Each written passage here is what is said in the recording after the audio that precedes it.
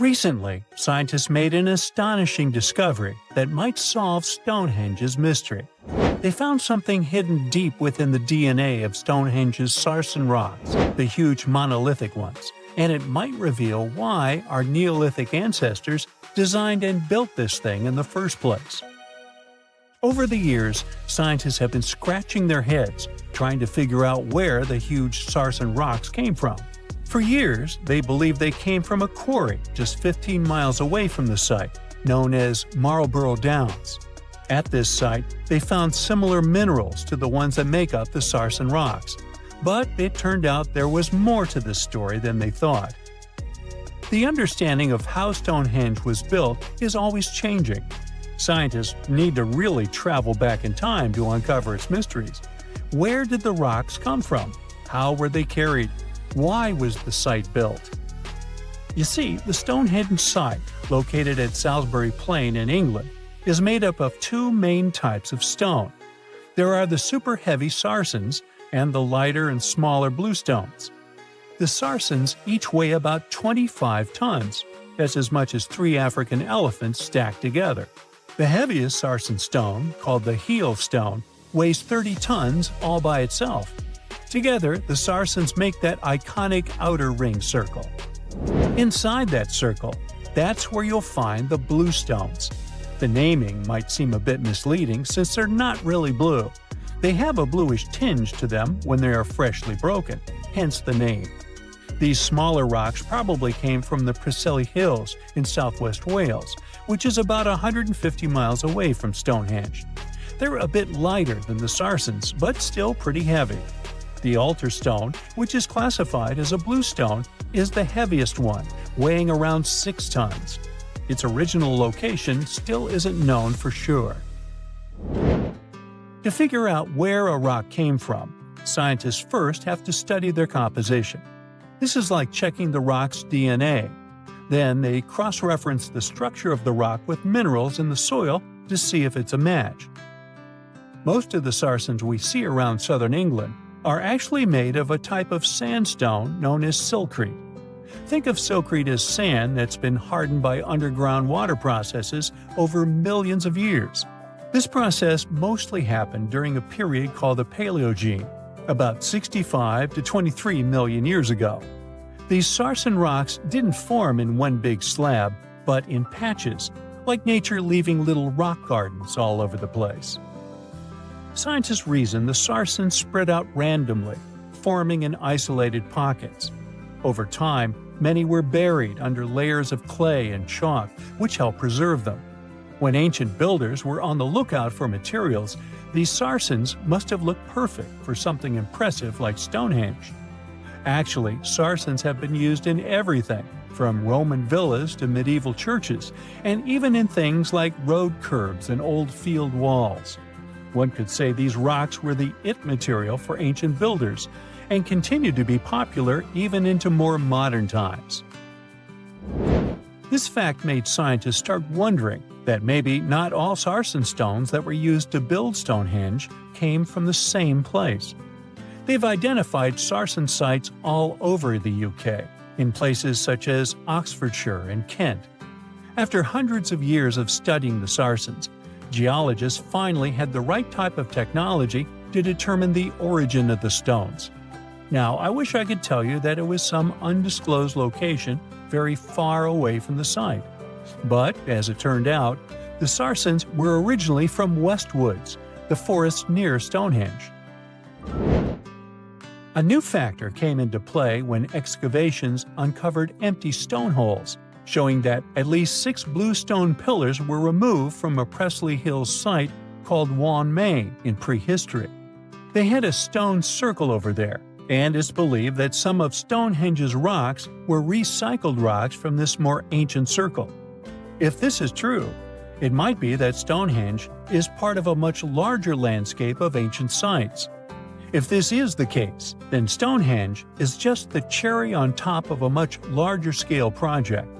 Think of it as the sacred centerpiece of an entire landscape of monuments, mounds, stone circles, and things.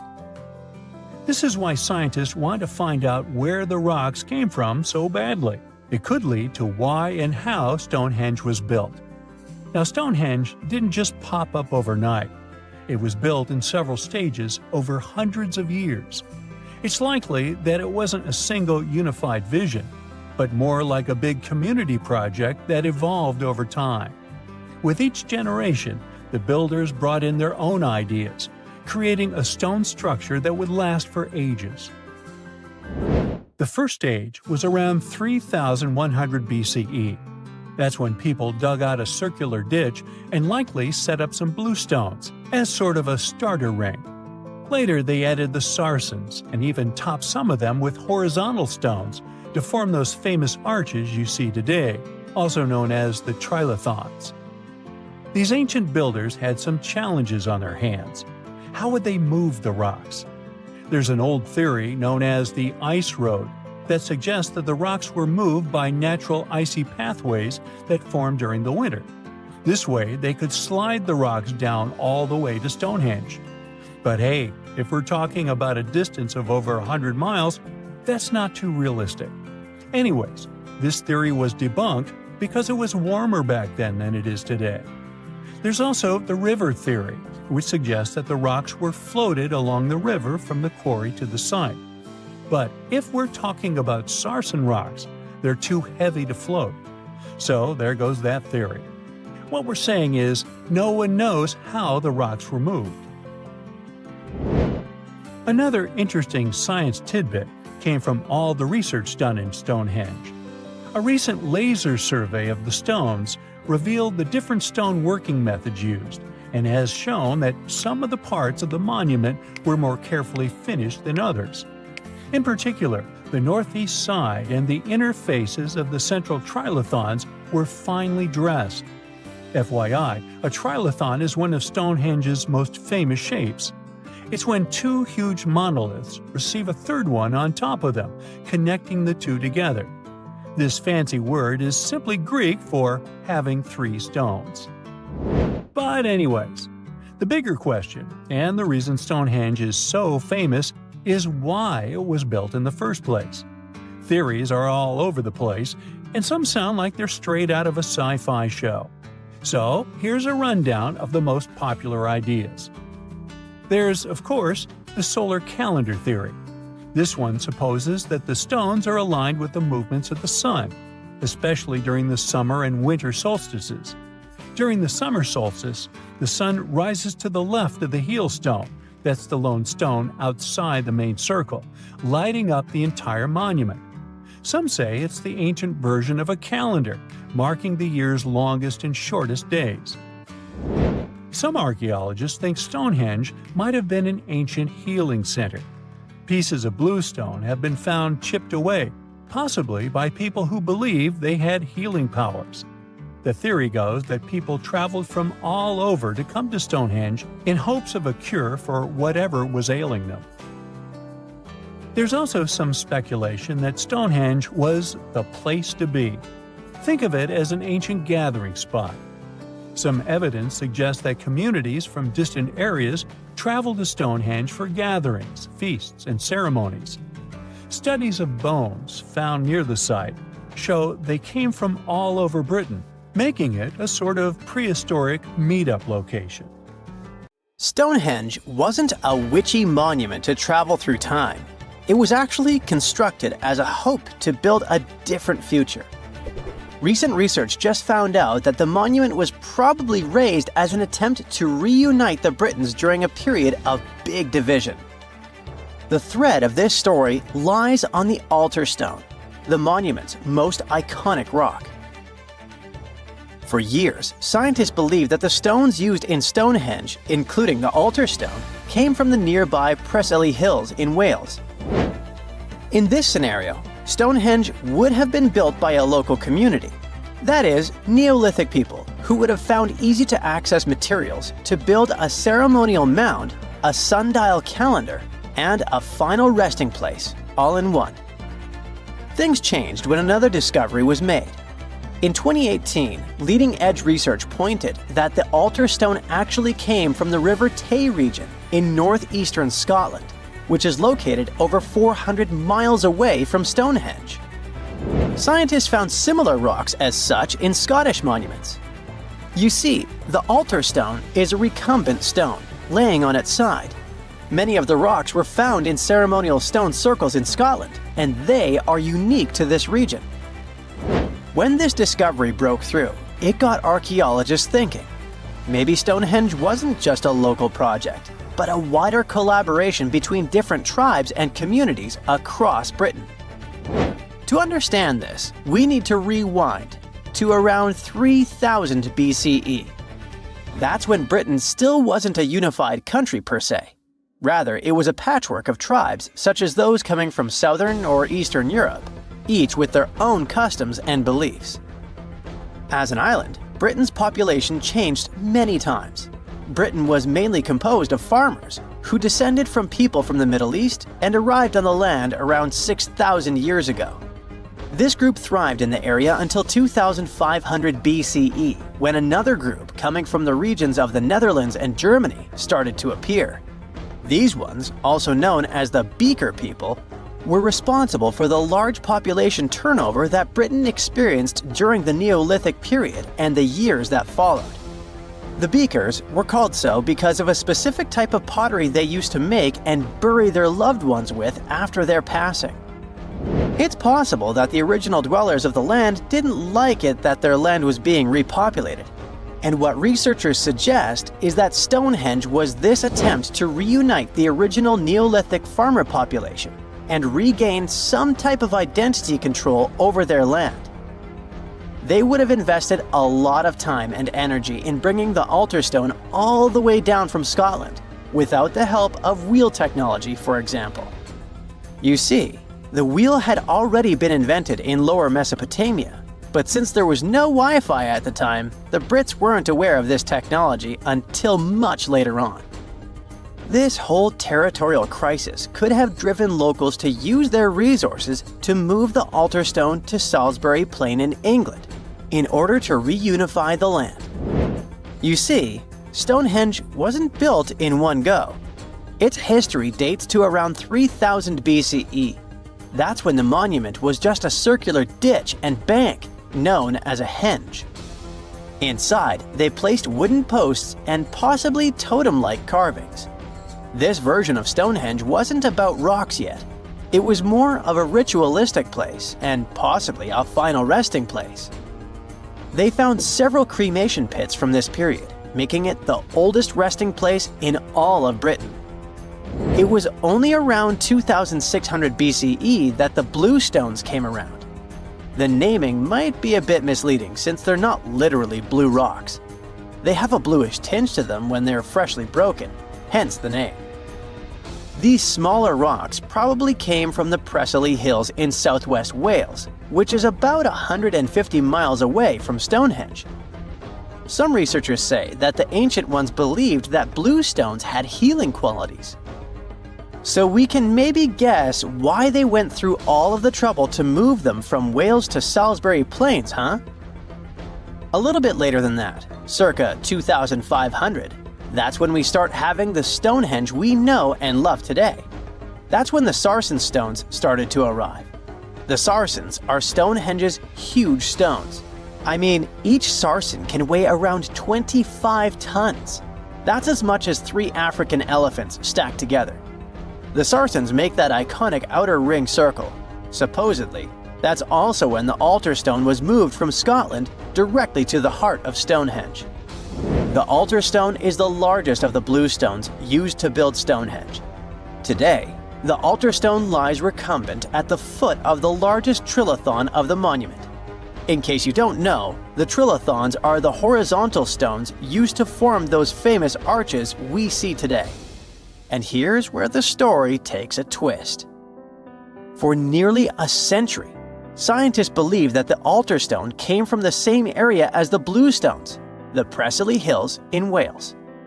It made sense back then. If you're already hauling stones from Wales, why not grab a special one to be the so-called altar? Except that theory started crumbling in 2018, when a team of researchers decided to dig deeper. They used advanced geochemical analysis to pinpoint where the altar stone's sandstone actually came from. And it turns out, it wasn't Wales. Instead, the results pointed north, specifically to the Orcadian Basin in northeastern Scotland, 400 miles from Stonehenge. This revelation changed the whole script of Stonehenge's story. How would they move the rocks, you may ask? Well, there's an old theory known as the ice road that suggests that the rocks were moved by natural icy pathways that formed during the winter. This way, they could slide the rocks down all the way to Stonehenge. But hey, if we're talking about a distance of over 100 miles, that's not too realistic. Anyways, this theory was debunked because it was warmer back then than it is today. There's also the river theory that suggests that the rocks were floating along the river from the quarry to the site. But if we're talking about sarsen rocks, they're too heavy to float. So there goes this theory. What we're saying is, no one knows how the rocks were moved. Another interesting info came from all the research done in Stonehenge. A recent laser survey of the stones revealed the different stone working methods used and has shown that some parts of the monument were more carefully finished than others. In particular, the northeast side and the inner faces of the central trilithons were finely dressed. FYI, a trilithon is one of Stonehenge's most famous shapes. It's when two huge monoliths receive a third one on top of them, connecting the two together. This fancy word is just Greek for having three stones. But anyway, the bigger question, and maybe why Stonehenge is so famous, is why it was built in the first place. You see, Stonehenge's entire layout seems to have been carefully planned to align with the movements of the sun. The monument's architecture is particularly attuned to the solstices, the shortest and longest days of the year. During the summer solstice, the sun rises perfectly in line with the heel stone, casting light straight into the heart of the stone circle. A spectacular, almost magical sight that surely wowed its ancient audience. But it's the midwinter solstice that seems to hold a special connection to the altar stone. As the sun sets on that day, its light aligns with the altar stone at the center of Stonehenge. To the builders of Stonehenge, this alignment may have symbolized more than just celestial precision. It likely carried profound ancestral and spiritual significance. The altar stone, illuminated by the setting sun, could have been seen as a bridge between worlds, connecting the living with their ancestors, the earth with the cosmos, and the present with the eternal. In a world without calendars, clocks, or weather apps, the solstices were everything. They marked the rhythm of life, guiding agricultural cycles and spiritual rituals alike. So Stonehenge wasn't just about the stones or the people who built it, but perhaps a way to honor their ancestral roots in an ever-changing world.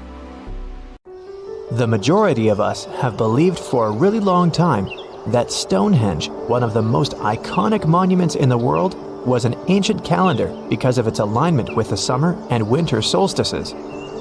But no one could figure out how it really worked. Now, a team of researchers have come out with another study. It turns out that Stonehenge could have functioned like the solar calendar. It's a similar principle to the solar calendar ancient Egyptians used to have, the one based on a year composed of 365.25 days. Each of the stones from this big mysterious sarsen circle represented one day within a month. Sarsens are what we call these large boulders. It's actually a perpetual calendar, where people could track every winter solstice sunset. That way, those who lived near Stonehenge, which is today Wiltshire, UK, could keep track of the days and months of the year.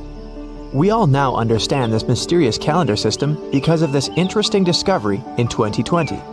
The team has identified the source of 50 of the 52 sarsens that make up the iconic stone circle we all know about. They analyzed the chemical composition of these sarsens and traced their origins to the West Woods in Wiltshire, which is about 15 miles away from the monument. Not only did these 50 sarsens come from the same source, but they were also placed in their current position at approximately the same time. They make the outer circle of Stonehenge, together with a horseshoe-shaped inner ring. Near the center of the monument, there are smaller rocks known as bluestones. The team traced the origins of the bluestones all the way to Wales. They also discovered that the sarsens share a common chemistry, over 99% silica with trace elements. Two sarsens were different from each other and also different from the main cluster. These sarsens were arranged in 3 different formations at Stonehenge. 30 of them formed this huge stone circle that dominates the monument. 4 station stones ended up in a rectangular formation outside the circle, while the rest, located inside the stone circle, were constructed into 5 trilithons. A trilithon is when you have 2 vertical stones with a horizontal lintel at the top. 30, 5, and 4 are pretty interesting numbers in the context of this calendar system. The 30 uprights that are spread around the main sarsen ring could represent days of the month. If you multiply that by 12, you get 360. Add on 5 more, those from the central trilithons, and the result is 365. And to really adjust the calendar to match a solar year, you need to add 1 extra leap day for every 4 years, right? The team believes the ancient people used the 4 station stones to keep track of this part. So, in this system, they paired the summer and winter solstice every year with the same pair of stones. Ancient people started building Stonehenge about 5,000 years ago, and it took more than 1,000 years to finish the work. But the Stonehenge you see today is not the complete, original version from the beginning. People have broken and taken away many of its old bluestones and sarsens. The entire structure also changed over time since there were generations and generations, 180 of them to be precise, that passed since the beginning of Stonehenge, who would participate in the building and rebuilding of it. People created Stonehenge in 4 stages. They first built a circular enclosure that stretched over 330 feet, 100 meters, in diameter and went around 56 pits. A high bank flanks the ditch of the enclosure, while there's a low bank on the outside. Some theories even say that this part was some form of a communal cemetery. Later, in the second stage, builders added a horseshoe of sarsen trilithons. In the third stage, they constructed a ceremonial avenue that was nearly 2 miles long. It possibly traced the path of the bluestones. People moved from the Aubrey holes to the Q&R holes, a double arc that these bluestones have been arranged into. At this stage, builders also reorganized the entrance stones and recut the main enclosure ditch. During the 4th stage, the stones were broken and builders etched carvings into the sarsens. Later, the bluestones ended up being modified again. Builders didn't leave any written records about how they managed to drag these heavy stones to the site and get them to stand so perfectly upright. But there are theories that say their techniques were more closely associated with woodwork than masonry. They made mortise holes and protruding tenons because they wanted to slot these stones together, and they used tongue and groove joints to do that. When they dug the hole for the stones, they placed timber poles at the back of the holes that were used as brace support. Then they moved the stone into a position and hauled it upward with ropes. They packed rubble into the hole to make sure the stone stayed in place. A pre-industrial farming society put this fascinating monument together using only tools made of stone and bone. Not even the wheel had been invented yet. This unusual formation is also known as ringing rocks. The stones you can see at Stonehenge have some pretty odd acoustic properties. When you strike them, they produce a loud clanging sound. That could be one of the reasons why people bothered to transport them over such a long distance in the first place. In some ancient cultures, people believed that these rocks contained healing powers. It's a really popular location that attracts over 1 million visitors a year. When it first opened to the public, visitors were allowed to walk among the stones. They could even climb on them, as there weren't any restrictions. Until the 19th century, visitors would regularly chip off pieces of the rock to take them home as souvenirs. They would also engrave their initials into the stones. They camped within the circle and dug fire pits, not realizing that the digging pits could seriously undermine the stability of the entire monument. Over time, visitors have encountered more and more restrictions until the monument was finally roped off in 1997 because of the serious erosion of the stones. That means if you want to visit, You can only view it from a distance unless you want to pay extra for the stone circle experience, which can be arranged outside of normal visiting hours. Stonehenge originally had two entrances that led into the enclosure. There was a wide one to the northeast and one that was a bit smaller and located on the southern side. If you look at it today, you can see there are many more gaps.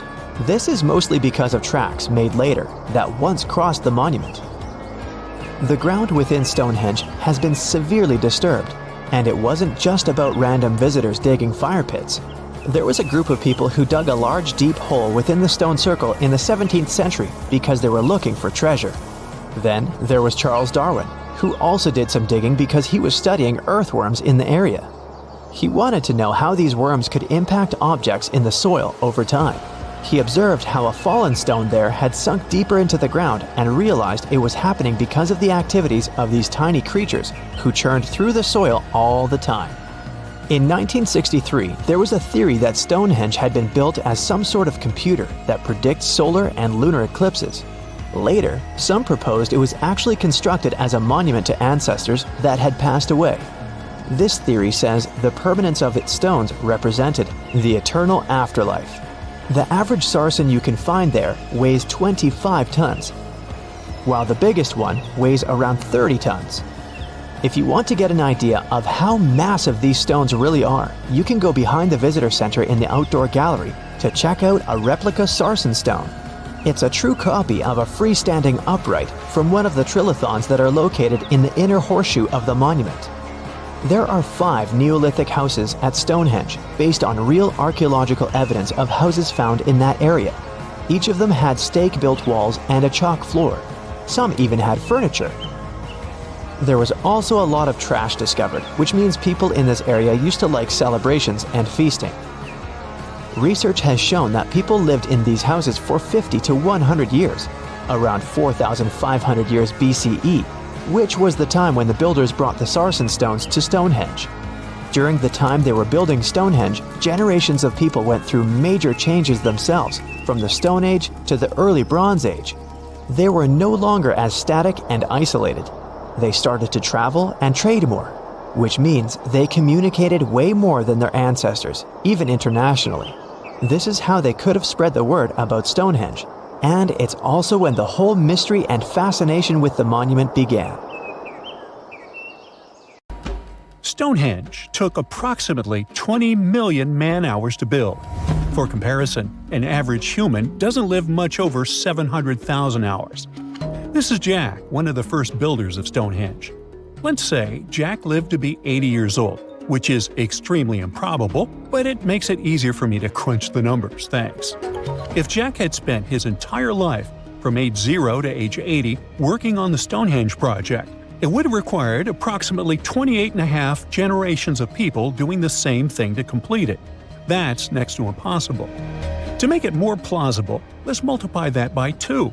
After all, Jack wouldn't want to dedicate his entire life to moving stones, and he didn't live to be that old. Thus, we arrive at around 57 generations needed to build Stonehenge.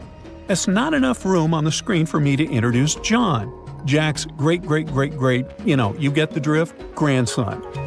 So it all began around 5,000 years ago with just a simple circular earthen bank and ditch.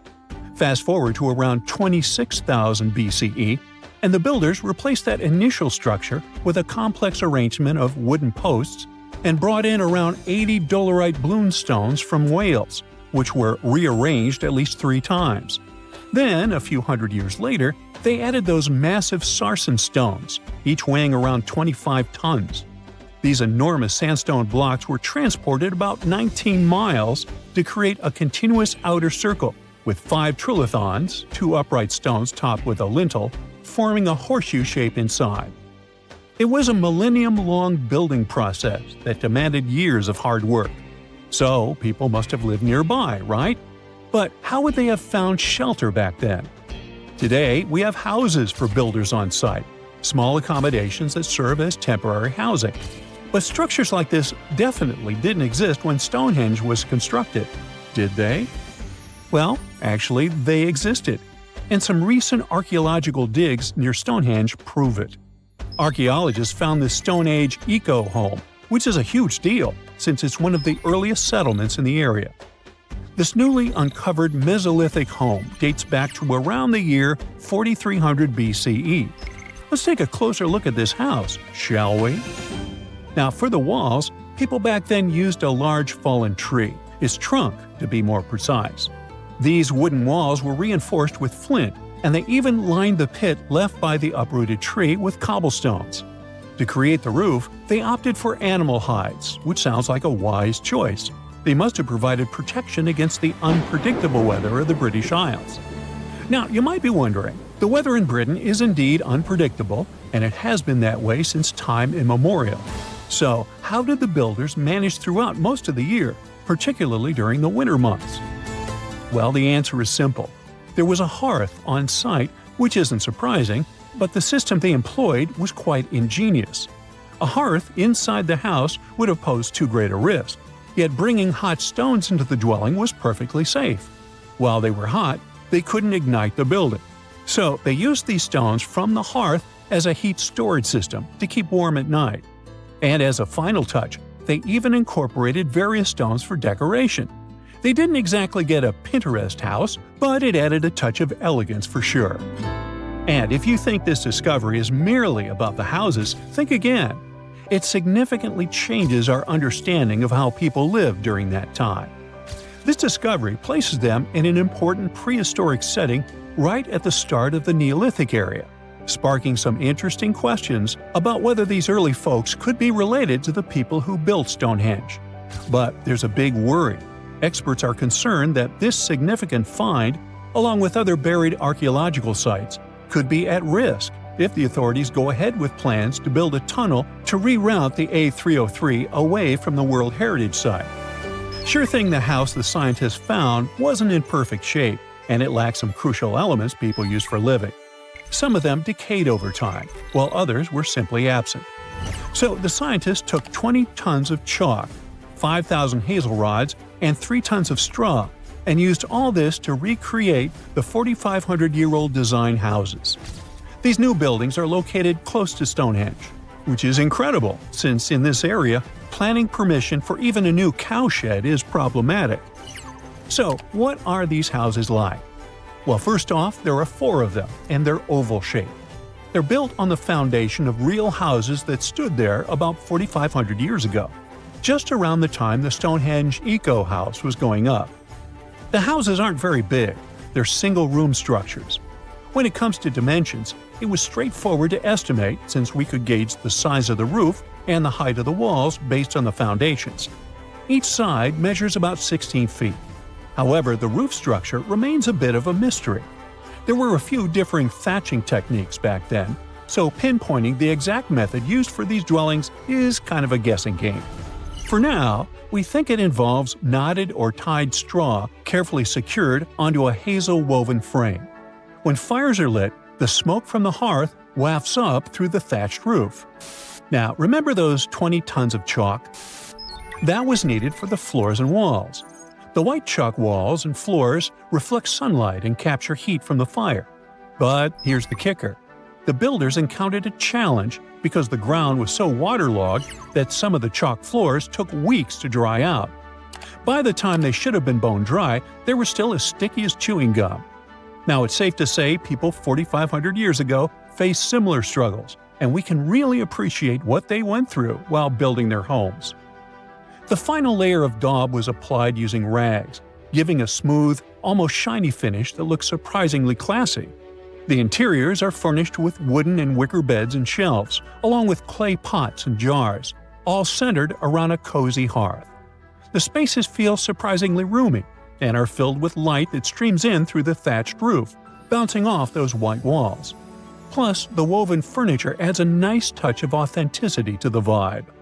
The fires have been lit, and the first meal, bread crafted from flour ground on a stone mill next to the hearth, has been prepared.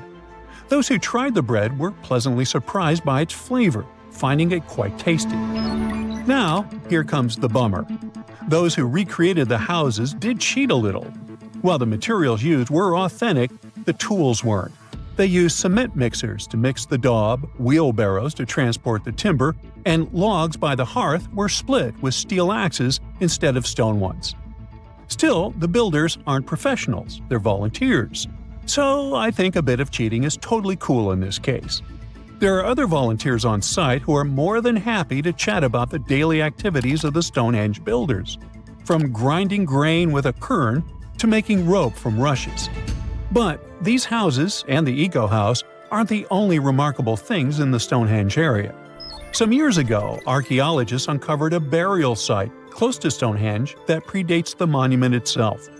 This Neolithic long barrow, dating back approximately 56 to 5,700 years, likely contains the remains of some of Britain's earliest inhabitants. The burial site was identified through aerial images that revealed its distinct shape beneath the crops. Salisbury Plain is rich with ancient sites, including Stonehenge, various mounds, and monuments. The area has remained undisturbed over the centuries, which is likely why so many ancient structures are still intact. This discovery also shows a significant shift in human lifestyle during that era, marking a transition from a nomadic existence to settled farming and animal husbandry, much like the Eco House itself. The long barrow in question measures about 85 feet long and 65 feet wide, though much of its above-ground structure has been lost to farming over the years. If this site is like others in the vicinity, it contains the remains of 30 to 50 individuals, along with cow skulls, which were significant to those early communities. Stonehenge is famous, but it isn't the oldest UK monument of its kind in England. That title belongs to Flagstones, a site that predates Stonehenge by about 200 years. In fact, it's possible that whoever built Stonehenge might have been copycats, or perhaps, as some prefer, inspired by flagstones. Let's start unraveling the mystery of flagstones by looking at its exact age. To crack this ancient puzzle, scientists turned to a powerful technique: radiocarbon dating prehistoric monuments. This method works on organic materials like wood, bone, or charcoal that are up to about 60,000 years old. Each of these materials contains something called carbon-14. When an organism passes away, its carbon-14 starts to break down at a predictable rate. By measuring how much is left, scientists can estimate the age of these ancient objects. The method is really impressive, so it doesn't come as a surprise that the inventor of this method was awarded the Nobel Prize. Radiocarbon dating has revealed that people built flagstones around 3,200 BCE, making it older than even the earliest parts of Stonehenge. But the mystery of flagstones is just beginning to unfold. Flagstones is located in Dorset, in southwest England, about 37 miles away from Stonehenge. It was discovered in the 1980s when workers were building a new road. Archaeologists dug up a huge circular ditch about 330 feet wide, made with overlapping pits. Inside the pits, they found the remains of at least 7 people, a cremated adult, 3 young individuals, and 3 other adults whose bodies were partly cremated. This shows that people could have used the site as an ancient cremation burial site. Flagstones is basically a big, ancient circle that popped up right where early farming communities were spending their time. If you went there today, you wouldn't see any obvious walls or banks, but if you look inside the pits that make up the circle, you'll find chalk rubble from both sides. That's a clue that when people dug these pits, they used the dirt and chalk they took out to build up banks both inside and outside the circle. This special spot sits right in the middle of a whole bunch of other really old monuments and sites, which were built over thousands of years during the Neolithic and Bronze Ages. Experts have figured out the ages of some of these nearby places really well. For example, the ditch at Maiden Castle dates back to around 3,600 BCE, and the Big Henge at Mount Pleasant was built around 2,600 BCE. Today, half of Flagstones is under that road, and the other half is under an old historic house looked after by the National Trust. You can find objects from the site at the Dorset Museum. Because flagstones and early Stonehenge look so similar, with round enclosures, pits, and cremated burials, scientists used to think they appeared at the same time. But thanks to radiocarbon dating, we now know Flagstones, this ancient cremation burial site, is the earliest big circular monument ever found in Britain. To figure out how old the site really is, researchers tested things like human bones, red deer antlers, and charcoal found there. One of the most puzzling discoveries was a young man who was buried under a huge sarsen stone in the middle of the circle. Someone left him there about 1,000 years after people used the site for the first time. This find just added to the mystery of flagstones. You're probably wondering about the Flagstones versus Stonehenge comparison. Well, the latter is a mystery on its own, a big old circle of giant stones in the south of England. Those who made it didn't write anything down, so we don't know exactly what they were thinking. One old tale says that King Arthur's wizard, Merlin, used magic to move the stones from Ireland, where giants had put them together. Another story says that people from Denmark built it. Today, some people think extraterrestrial visitors made it. A man named John Aubrey started studying Stonehenge in the 1660s. He thought the Celts had built it for their priests, called Druids, but that turned out to be wrong. Radiocarbon dating of this prehistoric monument shows that its constructors built it in phases over several centuries. The construction started around 3100 BCE and continued till around 1600 BCE. First, about 5,000 years ago, it was just a round ditch in the ground. Then people added wooden posts.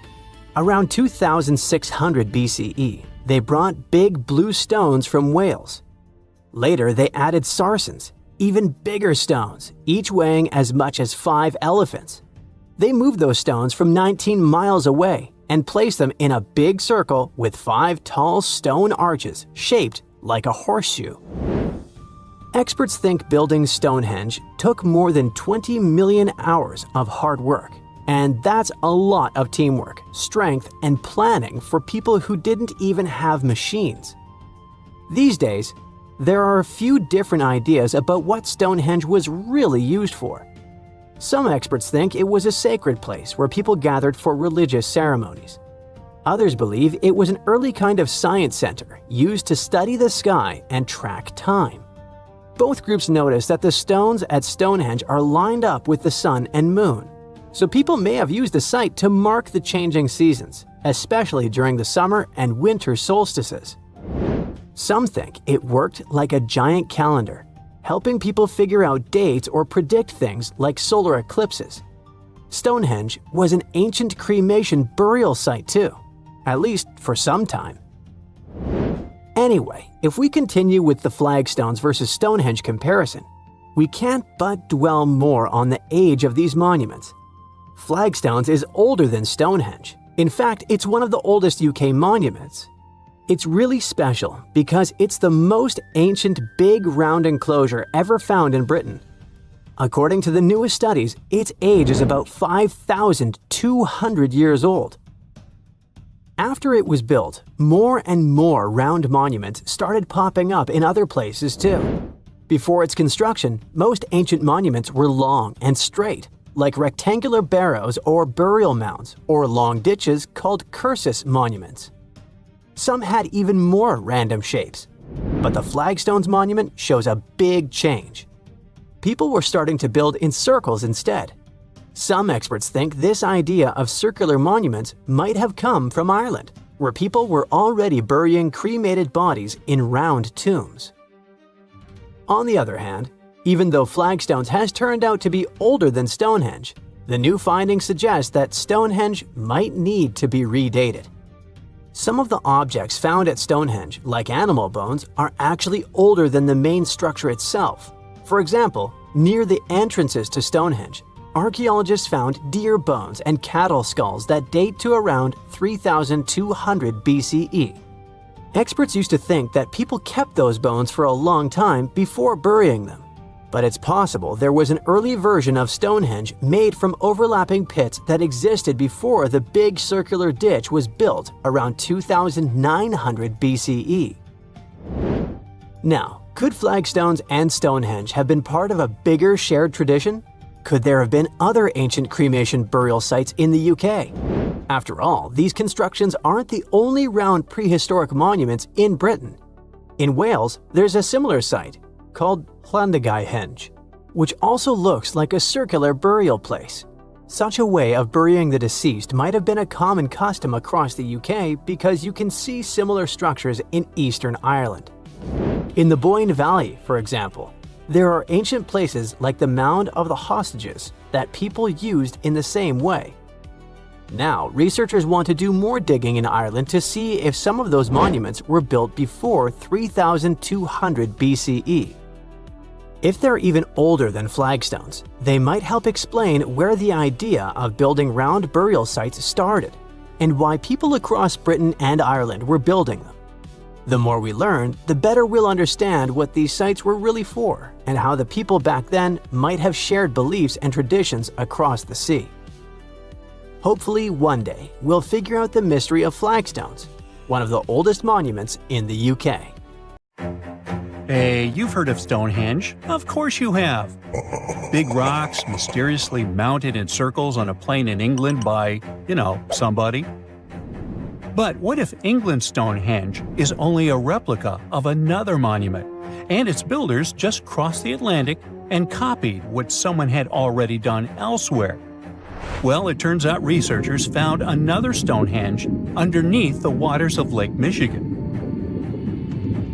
This lake is a hotspot for woo-woo unexplained things. A bunch of disappearances, plane crashes, and now this. An ancient underwater monument that looks strangely enough like Stonehenge. We couldn't help ourselves and needed to dive deep into the story.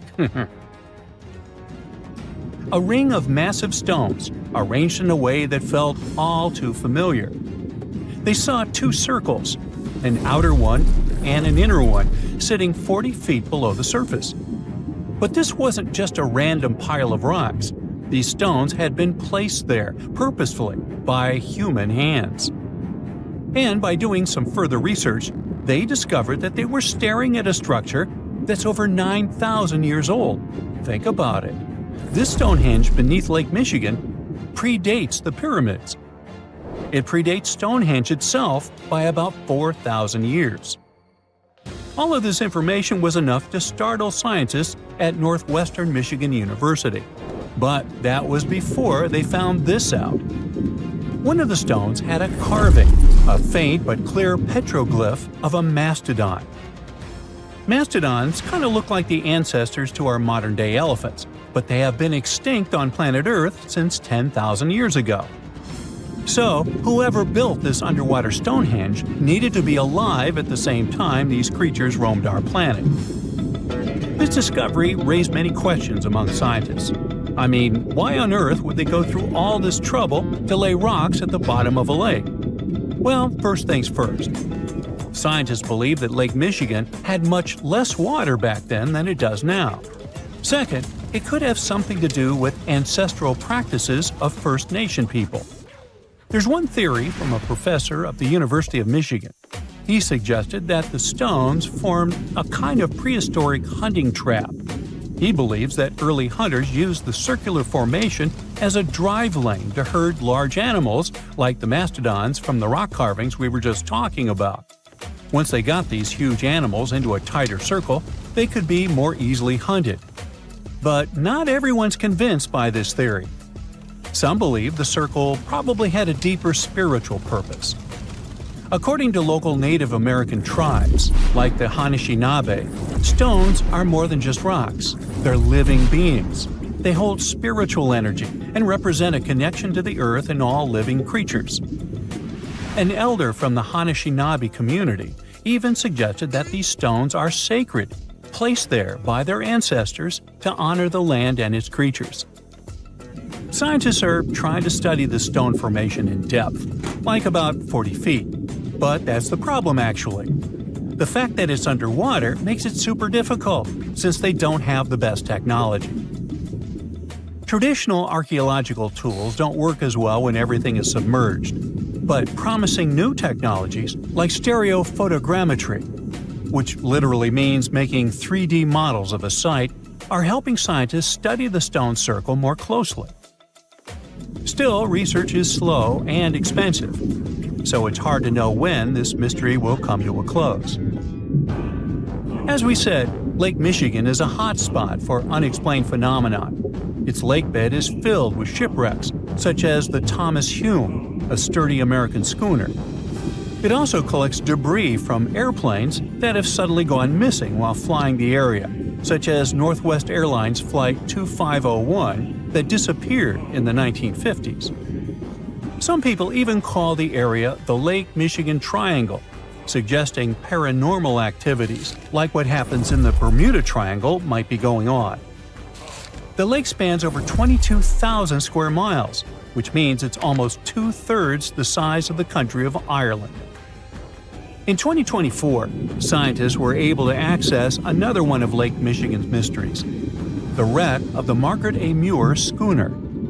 This 130-foot-long sailing ship sank over 130 years ago.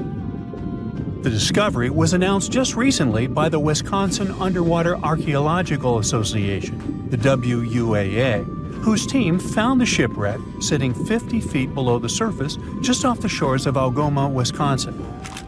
Built in 1872, the Margaret A. Muir was a three-masted schooner built to carry heavy cargo across the Great Lakes. Her final voyage started out as a routine trip. Loaded with bulk salt, the ship left Bay City, Michigan, heading for South Chicago, Illinois. But on September 30th, 1893, things took a bad turn.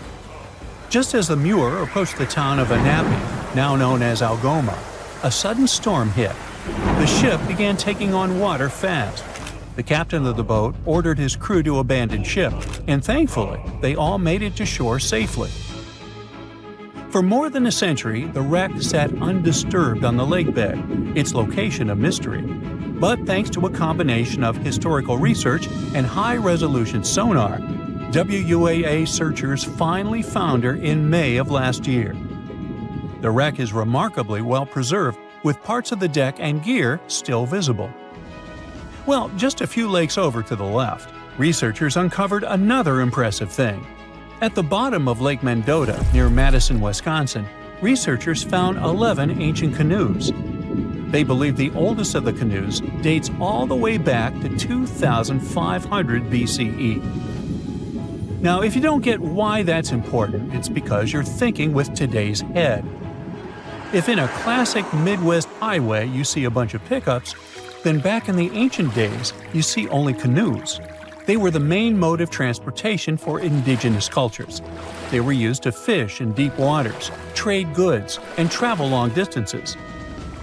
The reason why scientists were so excited with this discovery is because they had never found any proof of what canoes were being used for in this region back then. And to understand the local cultures that inhabited the area during this time period, they needed to have some information on that. This exciting discovery was announced by the Wisconsin Historical Society in May 2024. The first canoe, which they believe is around 1,200 years old, was pulled from the lake in 2021. Then a second one was dug up in 2022. And now divers have found at least 11 more canoes along what would have been an ancient shoreline, long since submerged. One theory is that these canoes were intentionally sunk to keep them from freezing or warping in winter. It's possible people stored them in the same spot for generations. Or maybe this is just a small part of a much bigger settlement. Historians do believe there could be an ancient village hidden under the water of the lake. Divers have already found stone tools, like net sinkers used for fishing, but the village itself hasn't been located yet. Truth is, while the Great Lakes often steal all the thunder, scientists point out that smaller lakes like Mendota have stories too. The Wisconsin Historical Society is working closely with Native nations to piece together more about the lake's history. You'll need to believe me when I say there is a third Stonehenge, all the way under the waters of Lake Constance, Switzerland, I mean, think of it like Stonehenge's cousin. Archaeologists began to discover this back in 2015, when they found a line of 170 man-made stone cairns under the lake. Scientists say this was most likely the work of several villages, and that the cairn site was probably used for some collective purpose because, well, the formations are huge. Some of them are several dozen feet wide, and they can build up to 6 feet. The most amazing discovery so far is that the site dates back to around 5,500 years ago. So around the time the original Stonehenge was being built. Some of the facts that link them together are their construction dates, as well as the distinct characteristic of stone monuments built in a circular format. Scientists don't know much about this site yet, but hey, I see a pattern manifested all over the world, don't you? Hey, if you think Stonehenge is one of the oldest stone monuments ever, well, let me introduce you to Gobekli Ta. Buckle up, we gotta travel to Turkey to meet this really old guy. Yeah, he's too old to travel. Jokes aside, Gobekli Ta, an archaeological site located in southeastern Turkey that dates back to the Neolithic period, around 10,000 BCE. It's considered to be one of the oldest and most significant archaeological discoveries in recent times. The site consists of a series of circular and rectangular structures made of stone pillars. Yeah, it does look like its younger brother Stonehenge. Some of those pillars are decorated with intricate carvings of animals and other symbols. Now, you maybe wonder, hey, why on earth did they make such a fascinating building? What was its purpose? Sorry, I got no answer for that. The purpose of the site is still unknown, but it is believed to have been a ceremonial center for the ancient people who lived in the area. The discovery of Gobekli Ta has challenged long-held beliefs about the development of human civilization, as it suggests that complex societies may have emerged much earlier than previously thought. Okay, pack your stuff, our travels just started. Next destination, Masada. It's an ancient fortress located in Israel on a plateau overlooking the Dead Sea. Hey, look at that view, spectacular, huh? It was built by King Herod the Great in the 1st century BCE, and it was very smartly built. Within the fortress, there were various facilities such as storehouses, barracks, a palace, and a set of cisterns capable of holding approximately 40,000 cubic meters of rainwater. People living there believed that the collected runoff from a single day's rainfall could provide sustenance for over 1,000 individuals for a period of 2 to 3 years. Access to the fortress was limited to 3 steep and winding paths leading up to fortified gates. Still, at one point, the fortress was occupied by people who had fled Jerusalem after the city was captured by the Romans. They held out against the invaders for several months, but eventually they were defeated. But these guys didn't surrender. The story of Masada has become a symbol of resistance and bravery. Today, Masada is a popular tourist attraction and a UNESCO World Heritage Site. The next flight is going to be short. We're popping over to Egypt to see the Karnak Temple Complex. It's a vast ancient Egyptian temple complex located in the city of Luxor, Egypt. It was built over a period of 2,000 years and covers an area of more than 200 acres. The complex is dedicated to the worship of the deity Amun-Roka. Wait a minute, that should be Amun-Ra, and it was one of the most important religious centers in ancient Egypt. The Karnak Temple consists of several temples, chapels, and other buildings, including the Great Temple of Amun, the Temple of Khonsu, and the Temple of Ptah. Ptah! The Great Temple of Amun is the largest and most impressive temple in the complex, with massive columns, statues, and other decorations. One of the most famous features of the Karnak Temple complex is the Avenue of Sphinxes, which is a long avenue lined with Sphinx statues that leads from the entrance of the complex to the Great Temple of Amun. Another notable feature is the Hypostyle Hall, which is a massive hall with 134 columns that are over 70 feet high. The Karnak Temple complex is a popular tourist attraction and a UNESCO World Heritage Site. It's considered one of the most important archaeological sites in Egypt and provides a fascinating glimpse into the religion and culture of ancient Egypt.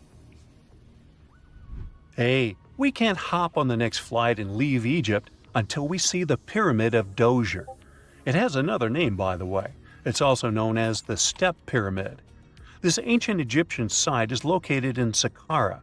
It was built during the 27th century BCE for the pharaoh Djoser by his architect Imhotep, who is considered one of the most important figures in Egyptian history. People believe this pyramid is the first monumental structure built entirely of stone and is an important example of early Egyptian architecture. The pyramid originally stood at 203 feet tall and was surrounded by a complex of buildings and courtyards. It was constructed in 6 layers, each smaller than the one below it, giving it the distinctive step-like appearance. The pyramid was used as a burial place for Pharaoh Djoser and was surrounded by a vast necropolis that contained the tombs of many other important officials. The Grateful Dead? The Pyramid of Djoser has several renovations and additions over the centuries, including the addition of a limestone casing that covered the original step structure. However, much of the pyramid was destroyed over time, and today only the central core remains. Despite this, it remains an important archaeological site and a popular tourist attraction in Egypt. Alrighty, we're ready to move on. There's one more pretty recent discovery we gotta see today. The Tower of Jericho was only discovered during excavations in the 1950s and 60s. It's an ancient stone tower located in the city of Jericho in the West Bank. Just like Gobekli Ta, this one is believed to be one of the oldest stone structures in the world, dating back to approximately 8000 BCE. The tower stands at over 28 feet tall. It's made up of 2 main sections, an inner tower and an outer tower, which are connected by a series of stairs. The purpose of the Tower of Jericho is not entirely clear, but it is believed to have served as a defensive structure or a watchtower. It may have also had religious significance, as it was located near a sacred spring. The Tower of Jericho is a significant archaeological site and has provided valuable insights into the early history of human civilization. It's open to visitors and is a popular destination for tourists interested in ancient history. Now, this ancient site even got attention from Netflix, and they made a movie where the action takes place in Mohenjo-Daro. This site was a major center of the Indus Valley civilization in present-day Pakistan. Mohenjo-Daro was one of the largest cities of the ancient world, with a population estimated to have been around 40,000 in its peak. Trust me, that must have been a crazy megalopolis back then. The city was notable for its advanced urban planning, with sophisticated drainage and sanitation systems, and its impressive architecture, including the Great Bath and the Granary. Mohenjo-Daro was abandoned around 1900 BCE, and its ruins were only rediscovered in the 1920s. Today, it is a UNESCO World Heritage Site and an important archaeological site for the study of ancient South Asian civilization. We're heading to a teeny-tiny country that has quite an impressive history. Welcome to Malta. The Xigantia Temples are a Neolithic site located on the Mediterranean island of Gozo. They're probably one of the oldest freestanding structures in the world, dating back to around 3600 to 3200 BCE. The temples consist of 2 megalithic structures, each with multiple rooms and altars. The name Xigantia means giant tower in Maltese, as people believe that only giants could have built such massive structures. The temples are believed to have been used for religious purposes and are considered to be an important example of prehistoric architecture. They were added to the UNESCO World Heritage List in 1980. Well, you must be pretty tired, but there's one more place we gotta visit today. Our plane is already landing in Armenia, and we're here to see the Temple of Garni. Look, this one is well preserved. This temple dates back to the 1st century CE. It was built by King Tiridates I as a dedication to the sun deity Mir. Sadly, the temple was destroyed in the 17th century during an earthquake, which is quite a common thing for this area, but it was later reconstructed in the 20th century. Today, it's a popular tourist attraction and is also listed as a UNESCO World Heritage Site.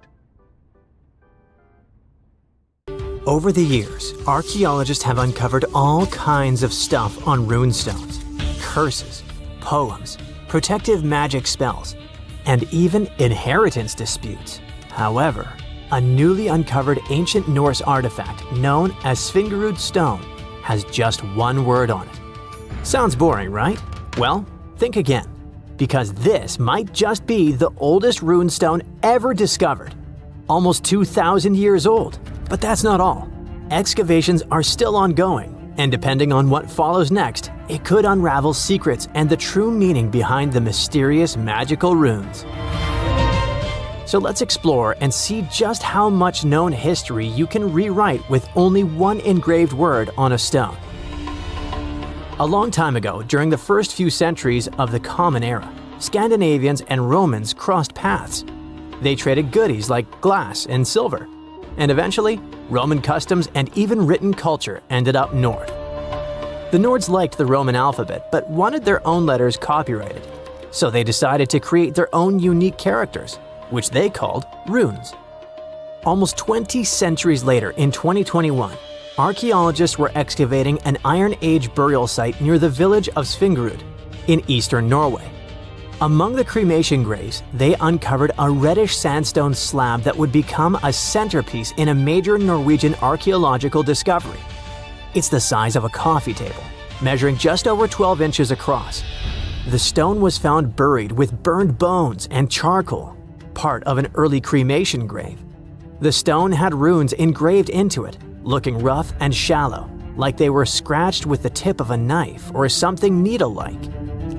Runestones are not unusual. Archaeologists are used to uncovering runic inscriptions, especially in this region. However, tests show that both the burial site and the carving on the stone likely date back to somewhere between the 1st and 3rd centuries. That places it deep in pre-Viking history, centuries before the Viking Age officially began around 800 CE. That makes it one of the oldest reliably dated examples of early writing in Scandinavia. When you look at these carvings, they either look like magical symbols made to call on Nordic deities to help you, or like random scratches made by an angry man hitting a stone with something sharp. But these are real letters, crude but intentional. It's an ancient writing system used by Germanic tribes across Northern Europe. They were engraved into wood, bone, or stone. Their shapes are straight, angular lines because curves were tough to carve with the tools they had back then. When they met with the Roman Empire, rather than just borrowing Latin letters, the Germanic tribes took the idea of writing and carved out their own version. The original alphabet was called Elder Futhark. It had 24 letters. We can find them on artifacts dating from around the 2nd to the 8th century CE. Its name comes from its first 6 letters: F, U, Th, A, R, and K. Each rune probably had a name that matched the sound it made. For example, the rune that sounds like A was called Anzus. However, nobody from back then left us a memo explaining the names. In fact, the knowledge of how to read them was forgotten until 1865, when Norwegian linguist Sophus Bugge deciphered them by comparing clues. He examined later rune alphabets and ancient poems that reference the runes, like a detective sketching a suspect from scattered witness clues. For many runes, especially the oldest ones in the Elder Futhark, the meaning is still open to interpretation. They weren't common knowledge, which is reflected by the fact that only some 350 surviving inscriptions remain. This changed eventually when the Scandinavian language evolved from Proto-Norse into Old Norse, spoken by mighty Vikings. The Elder Futhark was reduced from 24 to 16 runes to reflect the changes in the language, thus becoming the Younger Futhark, which was far better spread. Runes weren't really used to write books or keep daily records. Instead, you'd find them carved on gravestones, weapons, and various tools. It's believed that people used runes to show ownership, honor loved ones who had passed away, leave short messages, or sometimes for protection or magic. In the early days, some runes probably had special spiritual or ritual meanings too. One interesting fact about runestones specifically is that they were often used for self-promotion or boasting, like an ancient social media status or a tweet posted on a wall, or better said, a stone. One such example of a runestone from the 11th century where a man named Vigmund had it carved for himself, calling himself the cleverest of men. He even added that he was a ship captain, and yes, he made sure everyone knew that while he was alive. In the Old Norse poem Havamal, Odin says he hung on the world tree for 9 nights, pierced by a spear, to gain knowledge of the runes. This goes to show just how powerful and mystical those symbols were perceived to be. It's fitting that the word rune comes from a Proto-Germanic word which can be translated as secret or whisper.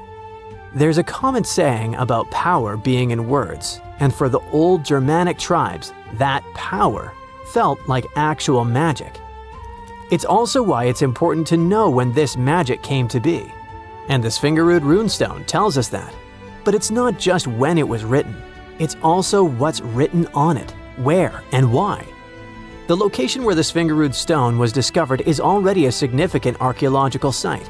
It's famous for its incredible discoveries, including the remarkable Jormunbu helmet, the only Viking helmet ever found in Norway. The stone was placed in a cremation pit, alongside the remains of an adult and a few personal items. Thanks to charcoal and bone samples, researchers can figure out how old the runestone is by using a method called radiocarbon dating. The Svingerud stone isn't the first ancient Norse artifact with runes that archaeologists have discovered, not even close. People carved runes into all sorts of everyday objects like combs, jewelry, and knives long ago. Some of those might even be just as old. Other finds have runes, but they're often broken, loose, or don't have clear dating.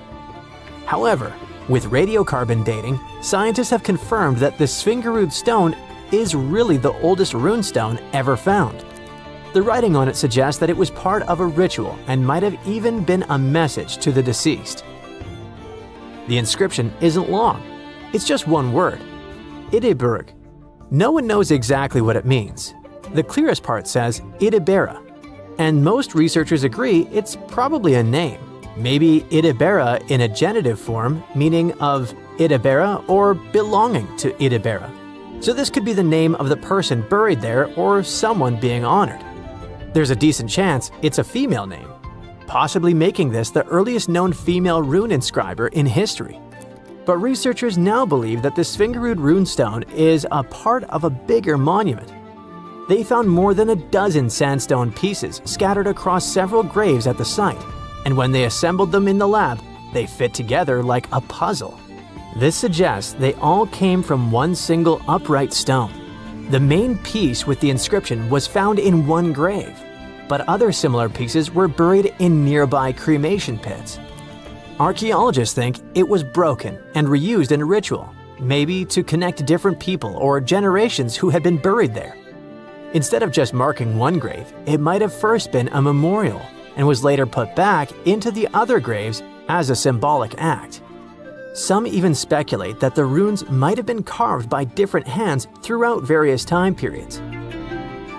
The Svingerud stone might be small, but as the oldest runestone ever found with a secure archaeological context, it could be the key to how writing first took root in Northern Europe. This Norwegian archaeological discovery proves that runes were already tied to ritual, memory, and maybe even women. And if it's just a fragment of a larger monument, we've only seen part of the picture. Ancient Norse artifacts like this reshape what we know about pre-Viking history.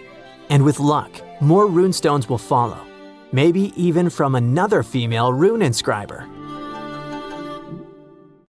Deep beneath the soil in Scotland lies one of the largest Neolithic stones ever discovered. If it had been left above ground, it might have drawn more visitors than Stonehenge. But something strange happened. After excavating it, the archaeologists chose not to display it. Instead, they reburied it for good. Whatever they felt, Whatever they saw, it was enough to seal the stone back into the earth. Why though? I mean, we know Neolithic people drew and carved warnings and important pieces of information on stone. That's why the cocknose stone was so intriguing when it was first discovered. It all began with Reverend James Harvey, a local minister who stumbled upon this enormous slab back in the 1880s near Clydebank, just outside Glasgow, Scotland. The stone was a typical sandstone, like the ones you'll find in Stonehenge, but it was a smooth type of sandstone that worked as a canvas. When Harvey found the rock, it was covered in swirling rings, deep grooves, and strange cup-like markings. Harvey must have recognized right away that this was no ordinary rock. It was a message from thousands of years ago. As a matter of fact, it was a message straight from 3000 BCE. Cockno means little cups in Gaelic. The ones who named it were literally describing what they were seeing, rings upon connecting rings. These drawings have sparked so many theories. Some experts see them as the earliest forms of written language, like abstract codes that predate words. And then there are those who think the stone holds a map of the sky, a way for Neolithic people to track the sun, moon, and stars. Like the pyramids of Giza, which some people believe are hauntingly aligned with the constellation of Orion. The cups and markings on the cocknose stone could be aligned with some special constellation. The most bizarre theory is the one that says the stone was used as a portal. One of the scientists says that locals believed that the drawings could indicate this was a place to be reborn, a place where people could sink into the earth, only to be born again. In this life or in the afterlife. If that were true, maybe that's why they hid it, right? Not quite. In the 1930s, an archaeologist named Ludovic Mann heard about the rock and decided to visit it. This guy had an unusual idea and decided to take paint to the site and paint over the markings on the stone's surface. His weird idea had a deeper meaning though. He was trying to connect the dots, literally, and see if the stone worked as an ancient astronomical chart. He thought the carvings might predict solar and lunar movements, even eclipses. Some say that actually what man did was vandalize the slab of stone. That's maybe why archaeologists decided to rebury the stone back in 1965. They noticed markings of graffiti and erosion from the climate and agreed that it was best kept safe under the ground. The cocknose stone stretches roughly 43 feet by 26 feet. That's almost the size of a bus. What sets the cocknose stone apart from other slabs of rock is how clear and complex its carvings are. Many scientists call it one of the best examples of this prehistoric art in all of Europe. The patterns that show up there can also be found at various Neolithic sites across Europe and beyond, such as Greece, France, Australia, Spain, Italy, and much more.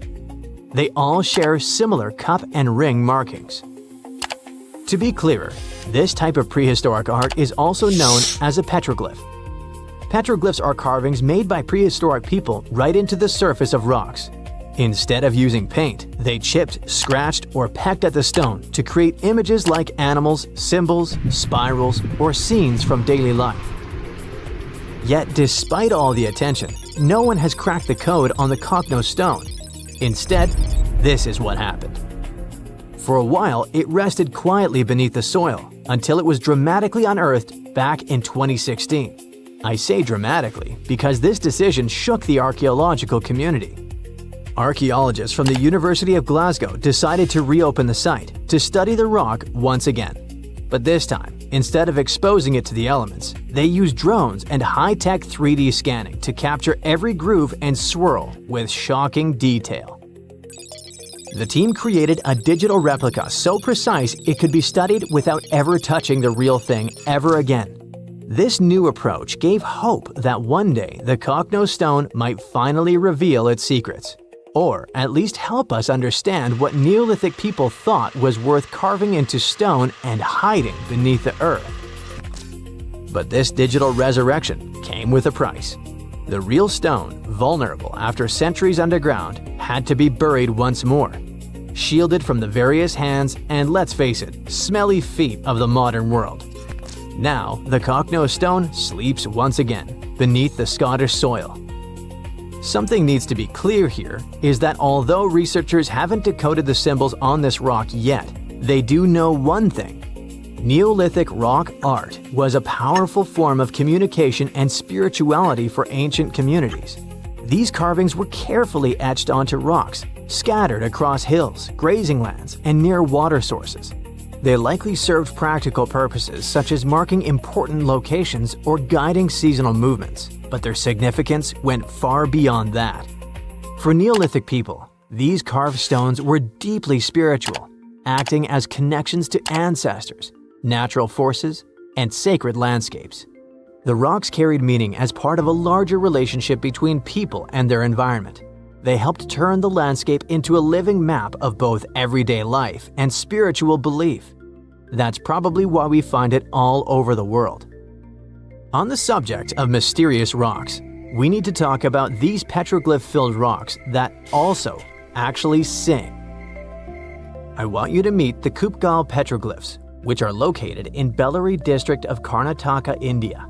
This Neolithic or Stone Age site was first discovered in the late 1800s, lost, and then rediscovered in the early 21st century. These petroglyphs were carved into the dark surface of dolerite rock. Different from the soft and tender sandstone, the dolerite rock is a hard, dark volcanic rock formed from cooled magma. This fascinating rock art focuses mainly on cattle, specifically the long-horned humped variety we still see in the region today. These aren't just random doodles.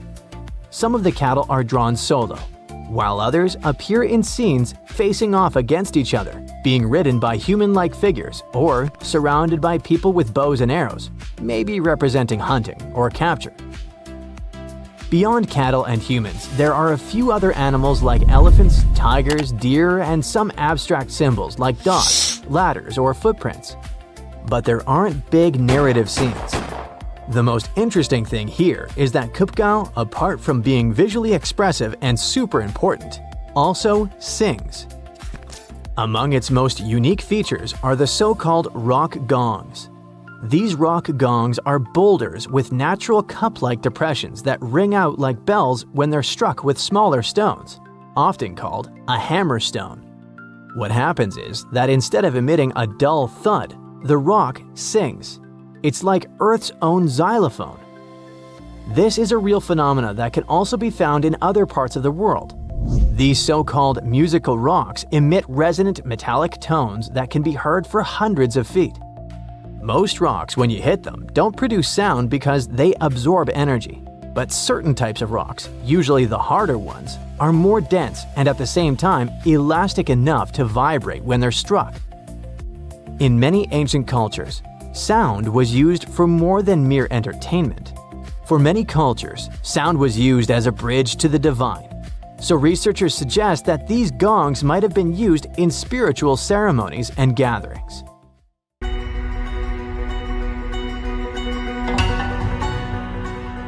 Take a look at these stones. They seem ordinary at first glance, just ancient slabs, ruins of some buildings. However, unlike many other archaeological finds, this one is among the most mysterious and unique. Here's why. These stones are the remains of a large temple complex called Puma Punku, located in Bolivia. Scientists aren't certain, but it's likely that Puma Punku was built by the Tiahuanaco Empire, which existed between 300 and 1000 CE, before the Inca Empire. There is no information suggesting that this civilization had advanced building technologies. Moreover, they might not have even had a writing system. Every stone was carved and polished with astonishing precision. They fit together perfectly, like pieces of a puzzle. The craft is so refined that not even a razor blade can pass between the stones. Quite impressive for people who lived around 1500 years ago. And these stones are heavy. The largest ones weighed around 130 tons. So, how did the builders transport such weight from one place to another? Scientists suggest that this civilization did not know about the invention of the wheel. So, how did they manage to build such a perfect engineering structure? Did Tiahuanaco have the knowledge and tools for stonework? Or did someone else build Puma Punku? There are several theories about this. Theory 1. There was some advanced civilization that came to South America, interacted with Tiahuanaco, built this engineering marvel, and then left. Theory 2. Some beings from another planet came to Earth, showed humans how to build perfect structures, and created Puma Punku. This theory is dubious. Another idea from this series suggests that Puma Punku was built by mythological creatures from the South American culture at that time. Theory 3, the most likely one. There is no mystery here. Tiahuanaco was indeed an advanced civilization with incredible building technologies. So, what do you think?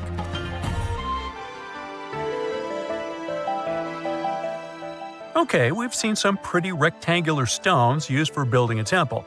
How about perfectly round stones for studying the starry sky? Or for some other purpose, it doesn't matter. So, welcome to Costa Rica. In the south of this country lies the so-called decaspheres. These are large, heavy, round stones created in the pre-Columbian era, around 600 CE. Now, each stone is made from a unique type of rock formed from cooled magma. In other words, someone waited for a volcanic eruption to end and for all the magma to cool, and then took all this material and carved these spheres from it. But how did they achieve such a perfect shape? Scientists suggest that people used small stones to grind and carve the cooled magma. Some specialists think that the stones were made for navigation. They could have indicated the way to certain places. Another theory claims that the deca squares were used for astronomy. No one knows for sure.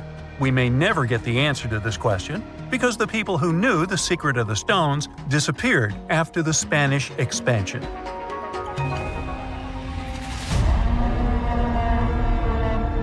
So, let's continue our journey. See these cobblestones? Archaeologists still don't know why they're arranged along a long stretch of desert crossing Jordan and Israel.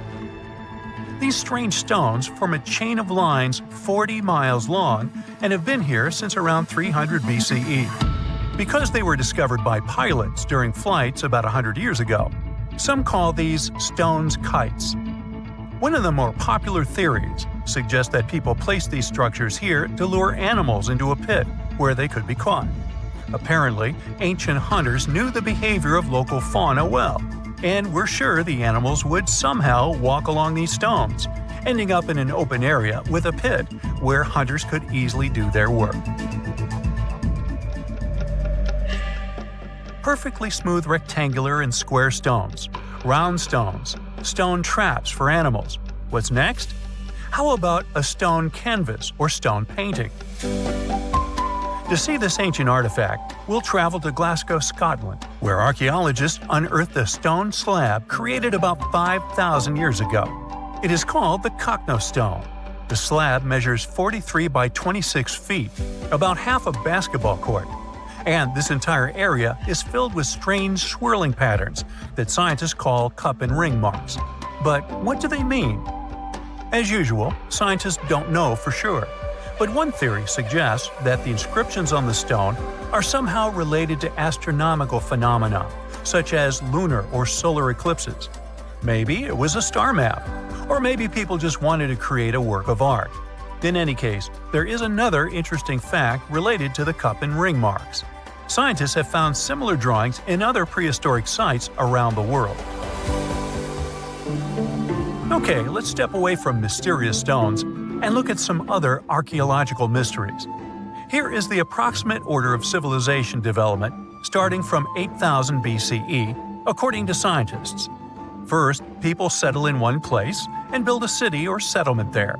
Then they engage in agriculture, and after that, they build temples. But in 1994, archaeologists said, no, the order might have been different. What if people first built temples to worship higher mythical beings and only then built cities and engaged in agriculture? Let's go to Turkey, to the rural area of Gobekli Ta, where in the mid-1990s, archaeologists discovered several stone pillars with carved animals on them. This ancient structure dates back to around the 10th millennium BCE. Now, this place is considered one of the oldest places of worship in the world. Most likely, it was built by semi-nomadic hunters who knew nothing about agriculture because it appeared in this region 5 centuries later. Now, scientists are wondering, is it true that such structures led to the settlement of the area? The answer to this question may help understand the mindset and development of humanity in many parts of our planet. So, would you like a scroll with the location of a treasure marked on it? You could say you already have one. Check it out yourself. Just Google the Copper Scroll Treasure. Download a high-resolution photo of the scroll and follow the instructions. Oops! The instructions are written in an incomprehensible language. Scientists have been trying to decipher this message since the scroll was discovered in 1952 in Qumran, and the answer is still not found. According to one theory, the scroll contains information about a large amount of silver and gold. But even if the treasure does not exist, this artifact is still quite interesting to study. It was created around 2,000 years ago, during the time when the Roman Empire ruled over the settlement of Qumran. Perhaps the local residents hid their valuables from the Roman legionnaires and left such a map for their descendants. When you approach this archaeological wonder, you won't notice anything. But if you rise into the air and look down at the ground, you'll see amazing patterns created by the people of the Nazca culture. This discovery is called the Nazca lines. Pilots and passengers of commercial aircraft first noticed them in the 1920s and 30s during flights over Peru. These large drawings consist of geometric lines, complex images of animals, and whimsical figures. More than 2,000 years ago, people removed part of the surface soil of this land and created these patterns. But why? The Nazca lines continue to captivate researchers and enthusiasts alike. Recent technological advancements, such as drone imagery and satellite mapping, have provided new insights into these enigmatic formations. Some researchers are now exploring the possibility that the lines serve multiple purposes, including communication with someone not from our world. And to some extent, this is true. Some scientists believe that the Nazca lines were a ritual method for communicating with the deities of the Nazca civilization. Studying these archaeological wonders not only enriches our knowledge of the past, but also inspires us to appreciate the ingenuity and creativity of the human spirit. Scientists just uncovered what's basically Earth's own version of a dinosaur fossil hidden deep under the ocean near Easter Island. It's like finding a time capsule from 200 million years ago, revealing secrets of our planet's very ancient history. Earth's surface is made up of giant pieces, like puzzle pieces, called tectonic plates. These plates are slowly moving around all the time. Under these plates, there is a super hot layer called the mantle, and this layer is what helps the plates move. In September 2024, a team of geologists finally published the groundbreaking discovery that mentioned this ancient megastructure.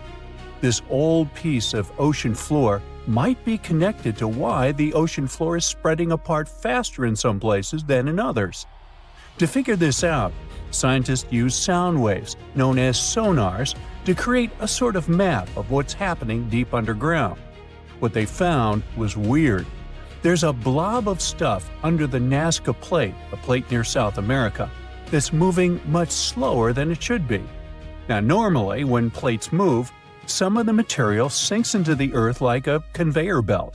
But in this case, it's going slower than expected, like it's getting stuck on something. That something could be an ancient part of the ocean floor that got pushed down into the earth about 250 million years ago. This discovery is like finding a fossil deep inside the earth that shows us what things were like a really long time ago.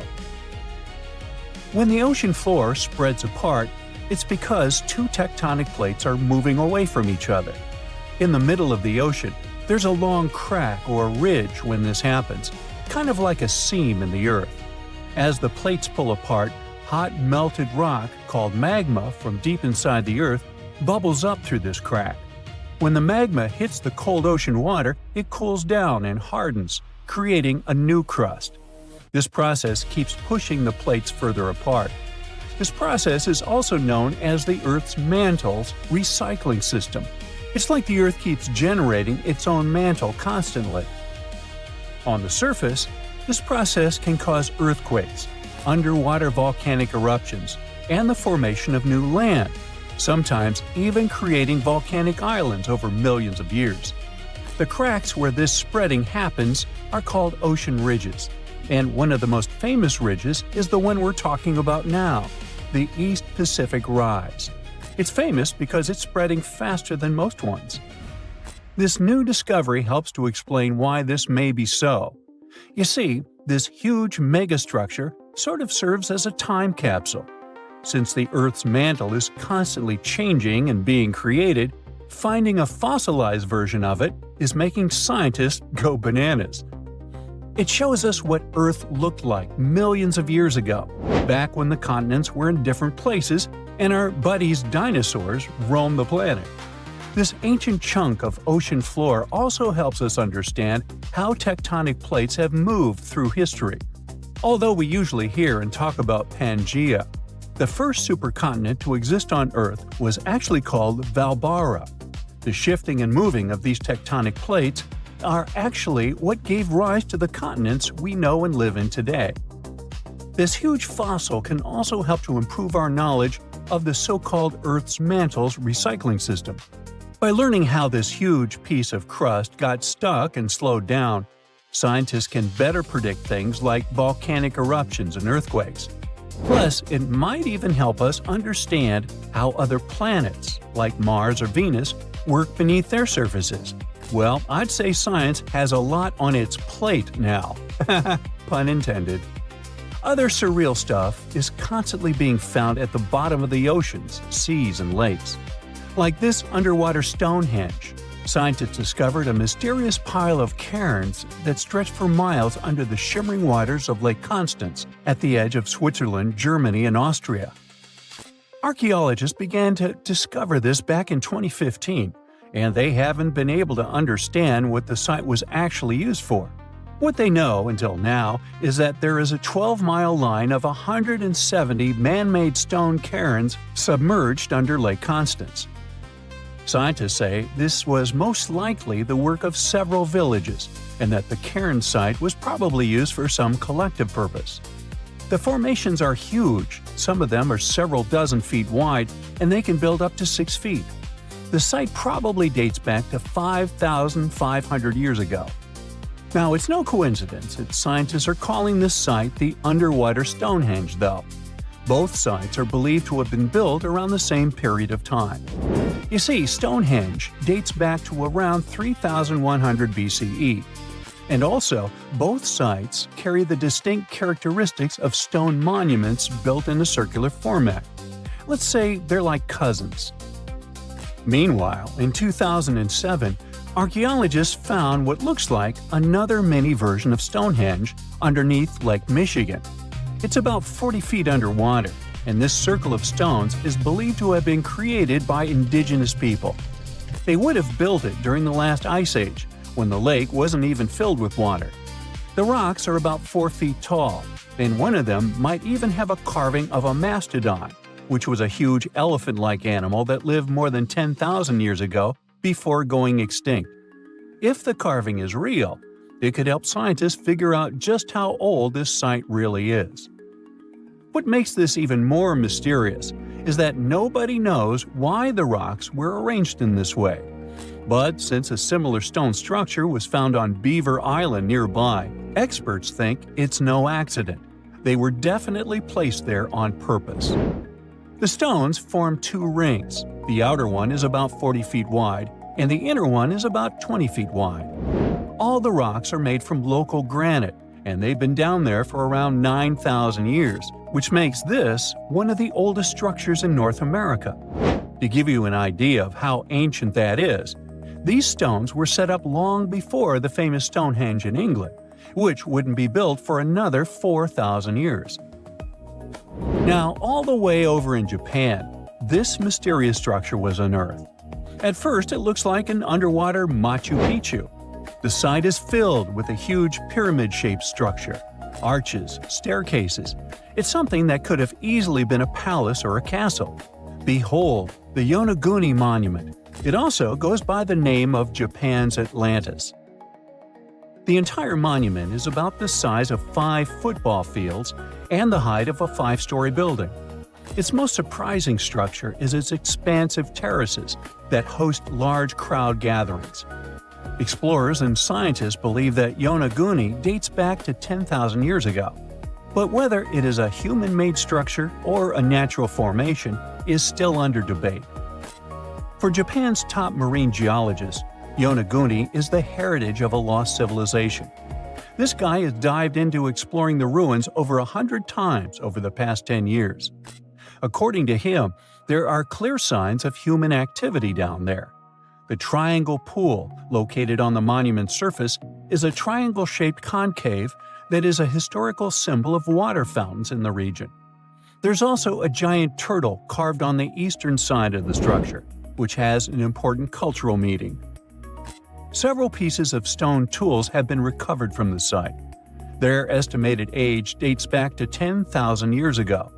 However, not all scientists are convinced of this explanation. For many, Yonaguni is the result of thousands of years of erosion.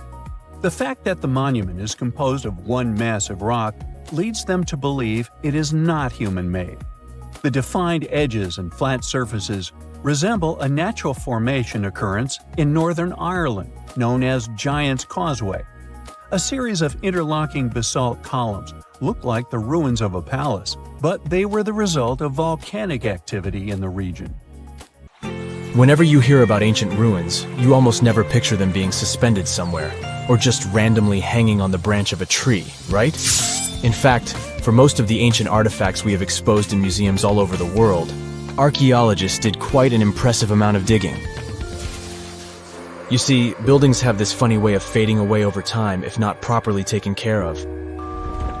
Sometimes we need to reuse some building materials, so an older construction may be sacrificed in the process. Other times houses are abandoned, and once they are exposed to the elements on the surface, like rain or sunlight, they don't really stand a chance. Some just simply crumble away due to good old erosion. So the only way a piece of architecture can survive the test of time is if it's somehow gotten buried deep down. Now, how did they end up buried in the first place? Well, it's quite the comedy of errors. Ancient cities had a habit of gradually raising their ground level like a kid adding toppings to their ice cream sundae. You see, these settlements were always busy collecting food and building materials to keep up with their ever-growing population. But hey, who has time to deal with waste and rubbish? It wasn't exactly high on their to-do list back in the day. So when it came to building new houses, ancient civilizations found it much easier to save their sweat and tears by piling up the rubble and constructing right on top. But that's not all. Rivers would also occasionally flood and deposit a layer of sediment on the city floors, further encapsulating those ancient constructions. And in those dry regions like the desert, where the wind likes to show off its sand and dust dance moves, you can bet it was a constant struggle to keep the establishments clean. One hilarious example is the Sphinx, which had its head buried in sand until a group of archaeologists unearthed it in 1817. Some ancient towns eventually got covered up because they were completely abandoned. With less human activity to control their expansion, plant seeds couldn't resist the opportunity and sprouted all over the place.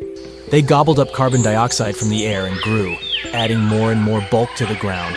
Those cheeky roots even decided to stabilize the soil made from decaying plant matter, creating layers upon layers of earthy goodness. It's like the ultimate DIY project Mother Nature embarked on, with plants as her loyal helpers. The act of digging into the secrets of ancient civilizations is not just about unearthing a lost world. It's also an epic quest to reveal the hidden treasures beneath layers of history. But how do archaeologists know where to dig in the first place? If everything is covered in layers upon layers of sediments, debris, and plant roots, they must have some sort of system they rely on before embarking on a new project, right? For starters, they're not always the ones suggesting an archaeological dig in a certain location. Let me explain. Let's say you're a contractor and you want to build a new fancy apartment complex in your city. Some local legislations have certain requirements before your project can start, though.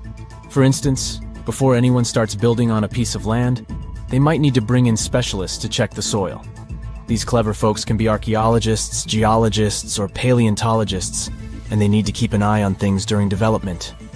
If any artifacts or ecofacts, fancy word for organic remnants, are discovered, these experts swoop in to excavate and study them. But what about sites that have nothing to do with bulldozers and yellow hats? Archaeologists have more than one trick up their sleeves when it comes to locating ancient hotspots. They dive deep into historic records with a healthy dose of detective work. By sniffing out old documents and maps, they can piece together the puzzle of human activity in a specific area. If a site has been visited before, it's even better. Finding records of past excavations or historical accounts can give archaeologists lots of information on where to continue their treasure hunt. Before archaeologists start swinging their shovels, they engage in a bit of a visual scan mission. Armed with a grid system, they'll stroll around the site, keeping their eyes peeled for any artifacts that might be hiding just beneath the Earth's upper layer. From groundstone tools to historic glass and even ancient garbage dumps, yes, they're also valuable. These keen-eyed explorers can spot signs of human activity faster than most people. If they stumble upon midden soil, fancy term for a garbage dump, they know for sure that humans once called this place home. Archaeologists don't just rely on their trusty shovels, though. They have an arsenal of gadgets to aid in their search for hidden wonders. Geophysical tools are like their secret weapons. Take the resistivity meter, for example. This clever contraption measures the electrical component of the soil and any buried features or artifacts. A buried wall, for instance, will create a different resistivity reading than the surrounding soil. Magnetometers and ground-penetrating radar work in similar ways, showcasing potential hints of ancient treasures in the soil.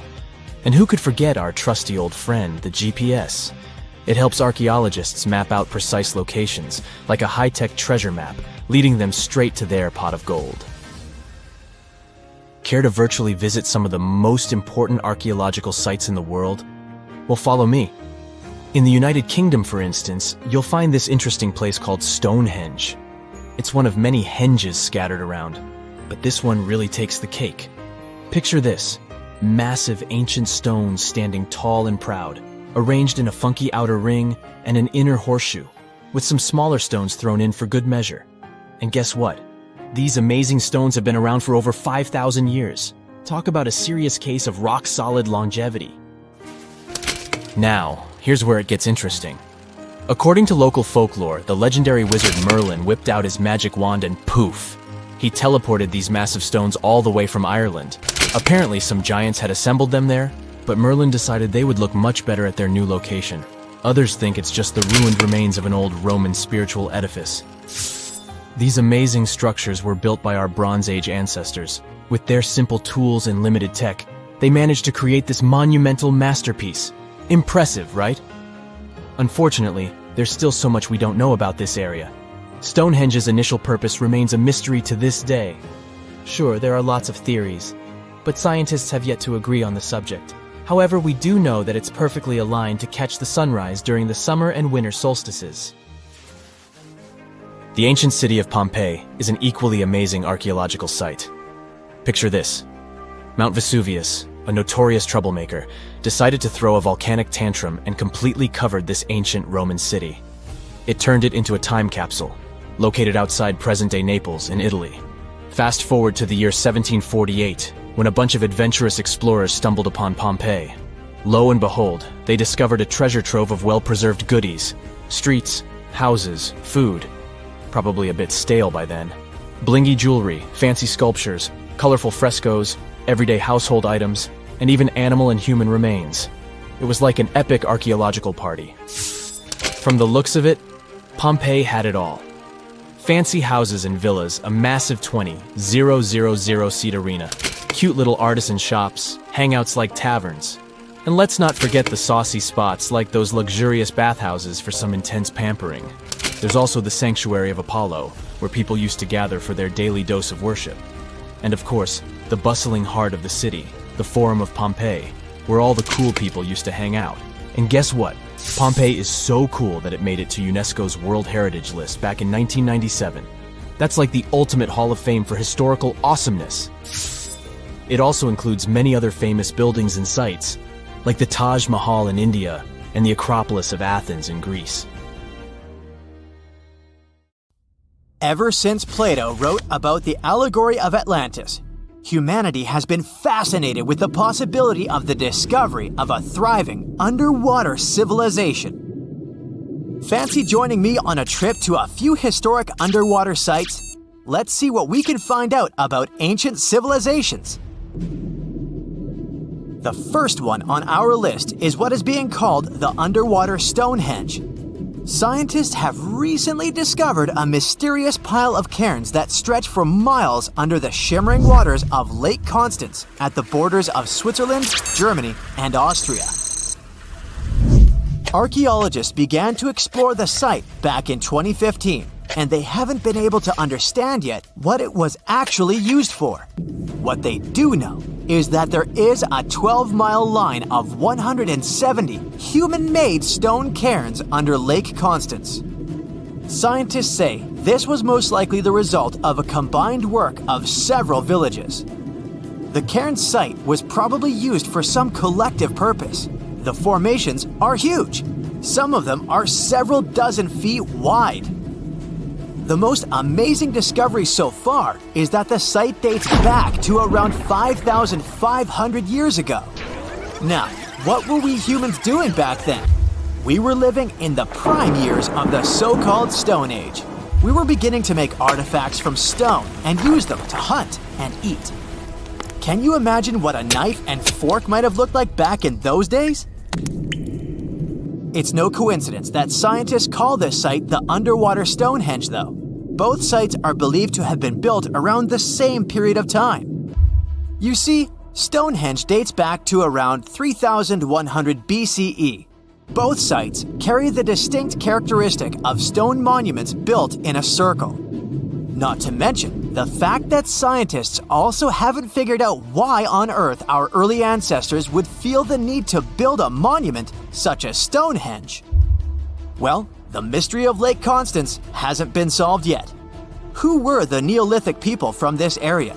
And for what purpose did they go through such an amount of work and effort to build this huge stone site? Next, we're taking you on a tour of the Ryukyu Islands just off the coast of Japan. You're diving deep down to an archaeological site. But I should warn you, the waters of the Pacific Ocean are far from smooth. It doesn't take long before you see a huge structure, thanks to the sunlight shining down on the seabed. At first, it looks like Machu Picchu's ruins located across the globe in Peru. As you approach the site, you slowly figure out its forms. A pyramid-shaped structure, arches, staircases. It's something that could have easily been a palace or a castle.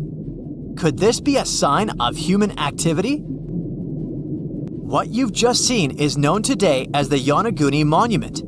It also goes by the name of Japan's Atlantis. The entire monument is about the size of 5 soccer fields and the height of a 5-story building. Its most surprising feature is its expanse of terraces. Explorers and scientists believe that Yonaguni might be 10,000 years old. But whether it's a human-made structure or a natural formation is still under debate. For Japan's top marine geologist, Professor Masaki Kimura, Yonaguni is the heritage of a lost civilization. Kimura has dived to the bottom of the ocean to explore the ruins over 100 times over the past 10 years. According to him, there are clear signs of human activity down there. On the monument's surface, there is a triangle-shaped concave that is a historical symbol of water fountains in the region. There's also a giant turtle carved on the eastern side of the structure. And, according to Kimura, turtles have an important cultural meaning. Several pieces of stone tools have been recovered from the site. Their estimated age is around 10,000 years. However, not all scientists support this theory. For many, Yonaguni is the result of thousands of years of erosion. The fact that the monument is composed of one massive rock leads them to believe it's not human-made. The defined edges and flat surfaces resemble a natural formation in Northern Ireland, known as the Giant's Causeway. The basalt columns look like the ruins of a palace, but they're actually the result of volcanic activity in the region. Now, you're flying to the coast of Greece, 4 hours away from Athens. More specifically, you're in the Peloponnese Peninsula. You dust off an old snorkel and head for a free dive on a bright sunny day.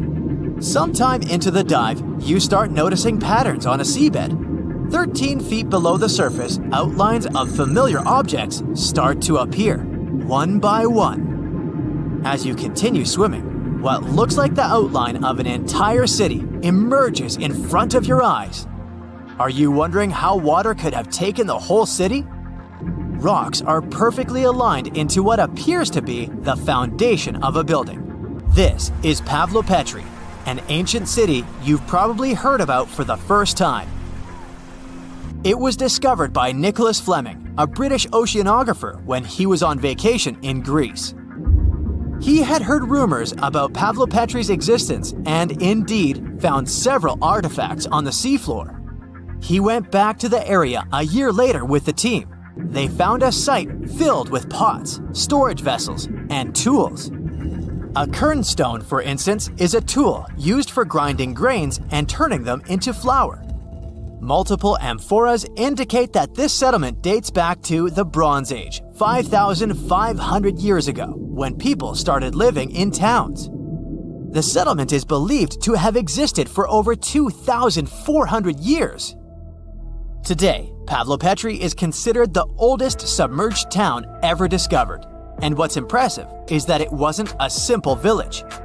It was a vibrant port city with stone buildings, a marketplace, streets, and even squares.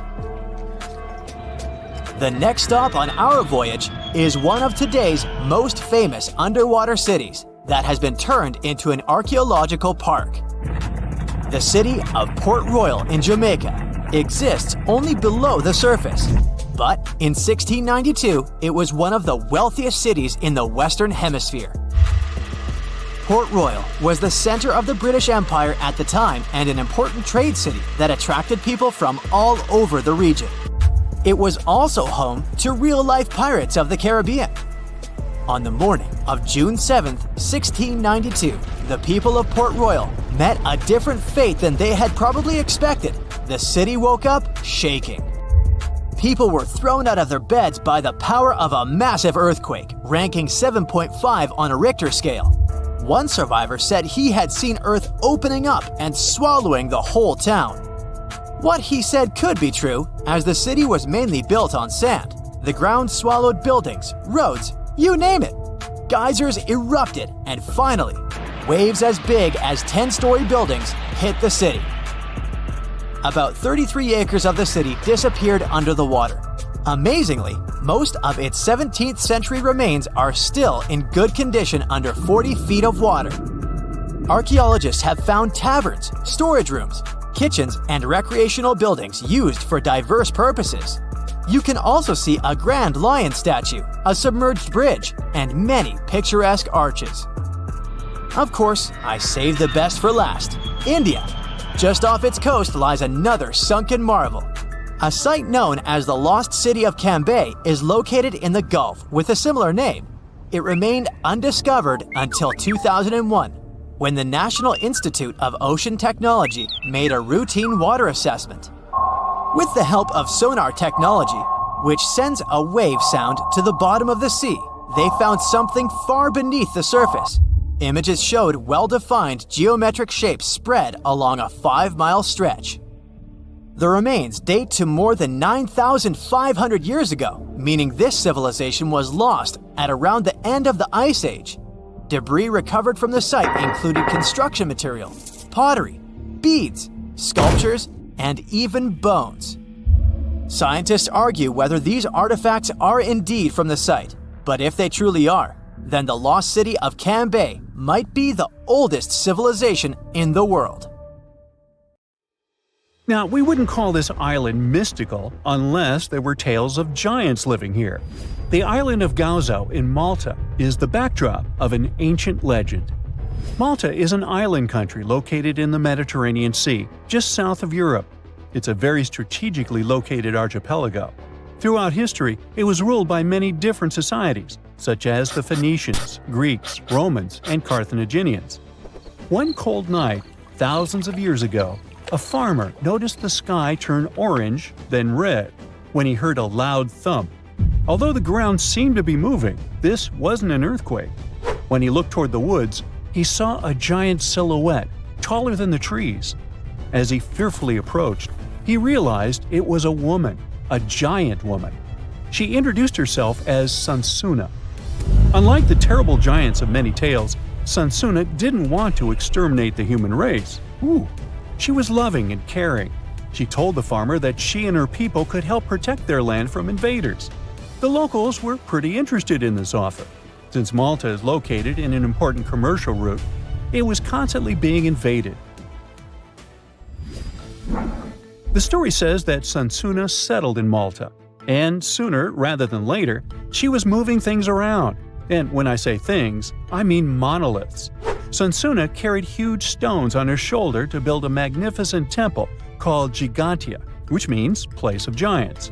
She even did this while holding her half-giant, half-human kid on the other shoulder. Some say Sansuna lived exclusively on beans and honey, although others replaced honey with water. The funniest bit here is that Malta is the 10th smallest country in the world, but it somehow managed to host giants. Hey, go figure. The temple looked like a giant game of Tetris, with some stones weighing as much as 20 elephants. Some of these monolithic rocks are so heavy, scholars guess it would take 50 men working together to lift just one stone. Now, as much as this is entertaining, humans never proved giants were real, so this story couldn't be true. There's a brief mention of a species of giants called the Nephilim in some ancient texts. The Nephilims would have been terrible giants that wreaked havoc on the earth and only survived until the Great Flood. But nobody ever found real proof of this species really existing on Earth, until this came along. The world of Maltese archaeology unearthed quite a few shocking things in the past years. One of them are known as the hypogeum skulls. Hypogeum is the Greek word for underground, and this incredible site was discovered in the first decade of the 20th century.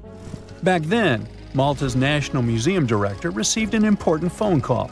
Someone had accidentally dug some impressive bones and asked him to come check it out.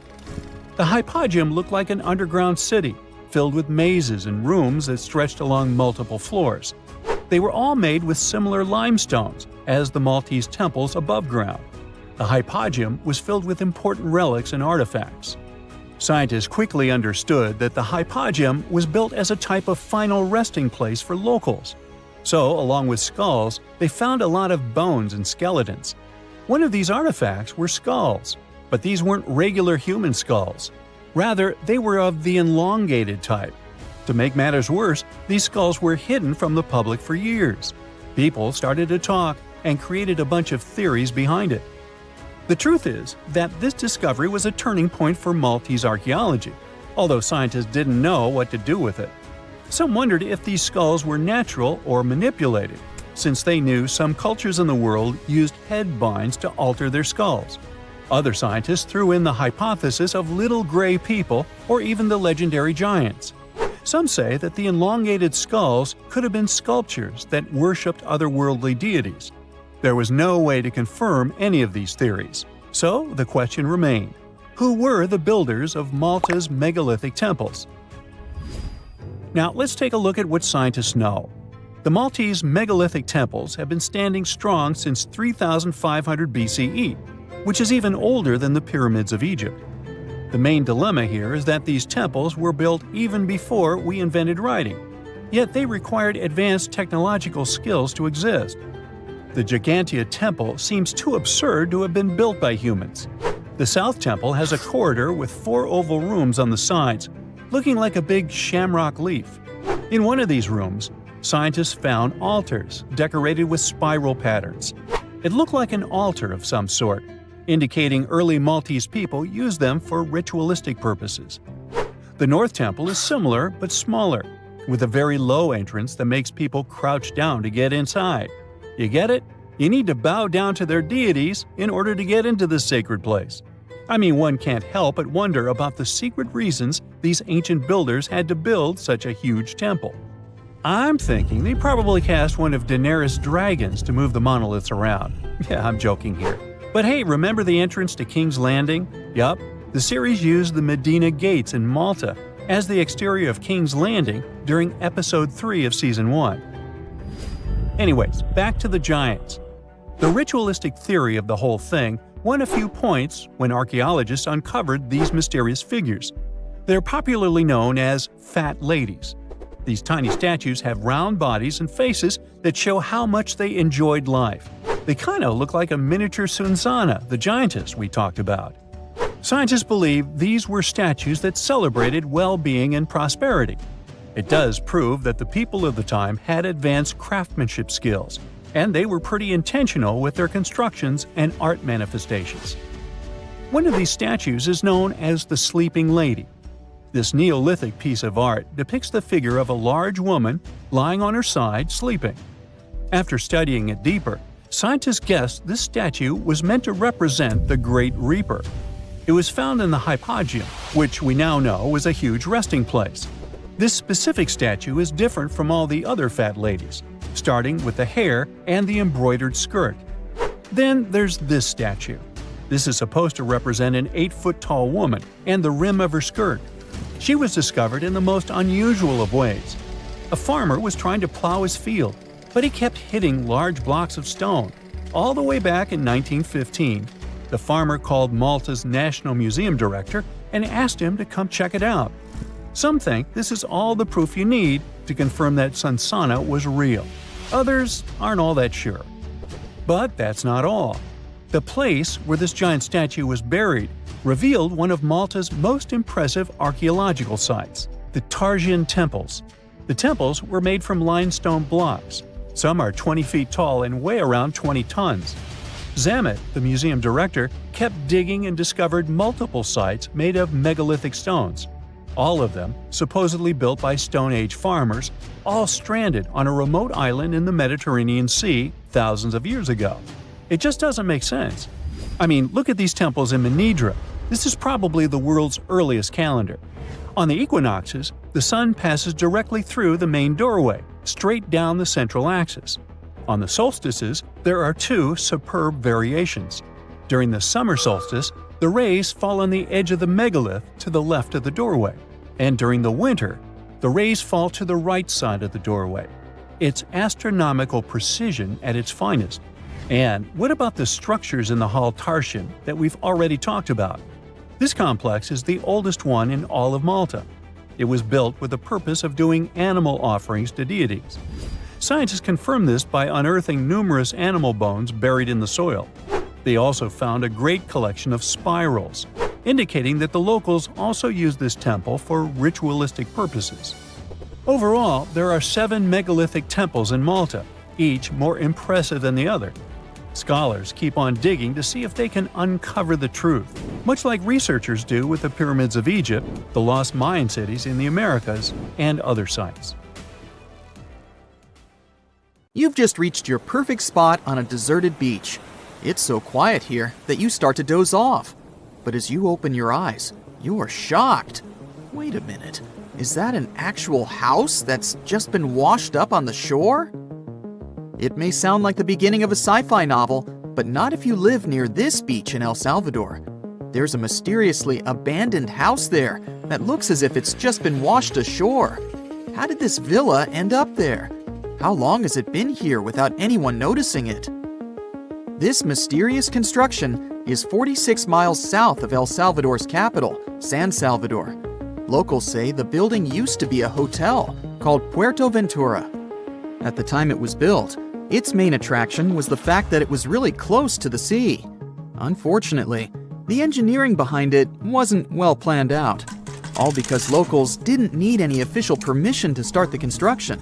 The hotel was too close to the water and dangerously exposed to the elements. The Roman-style villa is now a mere 50 feet from the edge of the sea when the tide is low. It can only be accessed in the morning because later, the tides fill the first floor with salt water. What's now left of the hotel looks like the ruins of a two-story house. The front part is very impressive, with Roman-type pillars. It also has wide windows on the second floor. You can still see parts of the iron structures and remains of what used to be the gateway to the second floor. There are some bleachers at the top of the building. They're sometimes used by tourists. More and more people are now browsing the area, taking photos, even though the building is obviously not safe for climbing. There's little information on how long it's been sitting in its current location, but some locals say it's been there for at least 20 years. It had remained a local secret for years before it was discovered by a TikTok user in 2021. But that doesn't answer the question. How did the hotel end up in another location altogether? This is where things become a little fuzzy. While some locals say that the building was abandoned decades ago, others claim it was deserted after Hurricane Mitch hit the area back in 1998. Hurricane Mitch was one of the most dangerous weather phenomena to ever hit Central America. During the storm, the winds traveled at 178 miles per hour, and the hurricane itself lasted for about 15 hours. It was also the cause of a huge amount of rainfall, which resulted in floods and many dangerous landslides. Being built so close to the shoreline, the former hotel had little chance of surviving the extreme weather conditions, so it must have been literally displaced. After sitting under the sun, you might start dreaming of some snowballs getting washed ashore. To even out the temperature. I'm not kidding. This strange natural phenomenon did happen back in 2016. It resulted in about 11 miles of the coast of the Gulf of Ob in West Siberia getting covered with huge snowballs. Because of the low temperatures, small pieces of ice started to form in the water. Afterward, the wind and waves rolled them into giant snowballs. Some of them were the size of a tennis ball, but others were up to 3 feet wide. A 2004 Harley-Davidson night train motorcycle popped up ashore on a British Columbia beach back in 2012. It was neatly packed inside a shipping container. It took some time to do it, but the owner was eventually traced down. His name was Ikuyo Yokoyama, and he lost his motorcycle after a tsunami struck Japan on March 11, 2011. To get to its final destination, the Harley-Davidson traveled more than 4,000 miles. To celebrate its long journey, Yokoyama donated the bike to the Harley-Davidson Museum in Milwaukee. It's been on display there ever since, in case you want to visit.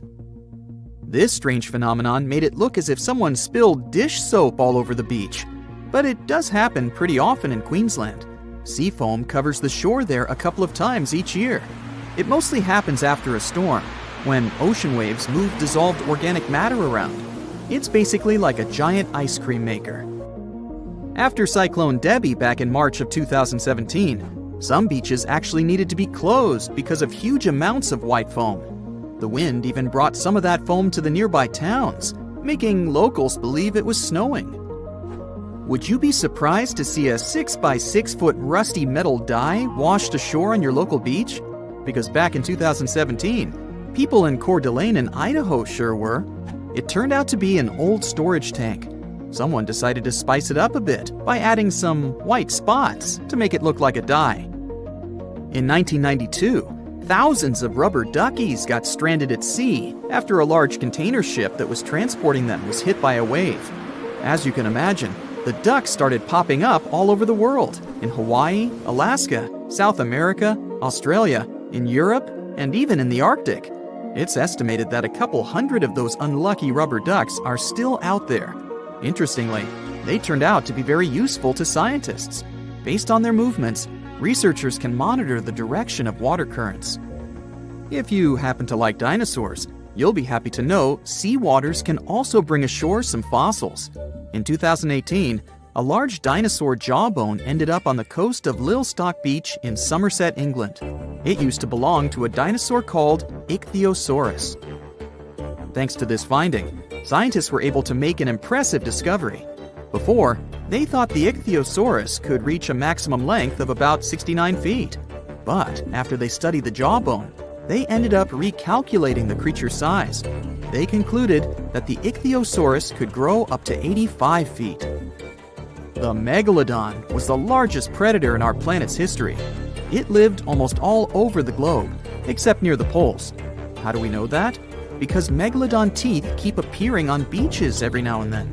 One staggering megalodon tooth, which was way over 20 inches long, was discovered in a river in Croatia. Since these creatures have been extinct for about 3 million years, their teeth are highly prized by fossil hunters. A giant Lego man that washed ashore is something I never thought I'd hear about. And it turns out it didn't happen just once. There were 4 of these giant Lego men in total, each around 8 feet tall. One was found in England and one in the Netherlands, while the other 2 popped up in Florida and California. It was surely not a coincidence, and after some research, people found out that a Dutch artist was behind this. Ego Leonard started this project as a personal statement campaign. A short film was even made about this, and it was called No Real Than You Are. This sentence was written on each of the 4 Lego men put to sea. A bundle of over 50 letters was washed ashore in New Jersey on a beach in Atlantic Highlands back in 2012. It happened shortly after Hurricane Sandy had struck the area. A 14-year-old boy found the letters and gave them to his mom. She was so touched by them that she decided to carefully dry and return them to their owner. The letters were the correspondence of 2 people named Dorothy and Lynn. They were dated between 1942 and 1948. The last was written a week before their wedding. With the help of an online genealogy site, the woman reached Dorothy and returned the letters to the 88-year-old woman who was living in a retirement home. The Moai statues have been standing tall and proud for hundreds of years. Once people put an enormous effort into carving these grand sculptures, and then they just suddenly stopped making them. But why? Let's figure out this mystery. Easter Island, located 2,500 miles east of Tahiti, has an area of 63 square miles. To this day, it's one of the most isolated islands in the world. Once it was covered with forests, filled with different trees and ferns. But when the first humans came to the island around 400 CE, the forest slowly began to disappear. And starting from 1250 CE, Moai statues began appearing all over the place. People made them from different types of rock: compressed volcanic ash, basalt, trachyte, and red scoria. As it's a volcanic island, these were all the ingredients the creators of the statues had to use. And once the builders completed their work, they covered the statues with pumice. The faces of the statues are different, but they all have distinct expressions, with heavy brows and large noses. Their arms are carved into the body. Some have hats on top of their heads. There are nearly 900 statues all over the island. They differ in size. The average height is 13 feet tall, and the largest ones reach 33 feet in height and weigh up to 82 tons. Because the statues have so many different faces, there are theories that they represent and honor ancestors, chiefs, and other important people who lived on the island. But without any clear evidence, it's almost impossible to figure out the true purpose of the Moai. Once they stood beautifully along the coast, watching over people in settlements, and their backs faced toward the spirit world of the sea. When Europeans first discovered the Moai statues in the 1700s, many of them had already toppled over, and the construction of statues had stopped way earlier than that. Huge amounts of effort were put into making these things. Expert craftspeople spent a great deal of time slowly carving the statues with basic picks. A team of up to 6 people would work hard for an entire year to make just one statue. Then they often had to transport it to its special place on the island, as far as 11 miles. With the help of carbon dating, experts have managed to figure out that the statues started to appear in 1250 CE. And then, suddenly, in 1500 CE or so, the process just stopped. The creators of the statue just left their stone chisels where they were last used, and only a quarter of all the statues were actually placed where they were supposed to be. Half of them still remained in the quarry, while others were left on the ground mid-transit. Something happened on the island, and it caused everyone to just lose interest in the statues. There are many theories around why it could happen, and they mostly relate to deforestation. Islanders may have used wood to move the statues across the island. They possibly did this with the help of sleds and ropes, or even used logs to roll the statues or canoes to float them. The wood started to deplete eventually. Trees on the island took very long to grow, and rats ate most seeds. People had many uses for wood, and they needed it not only for practical things, but also to create other statues.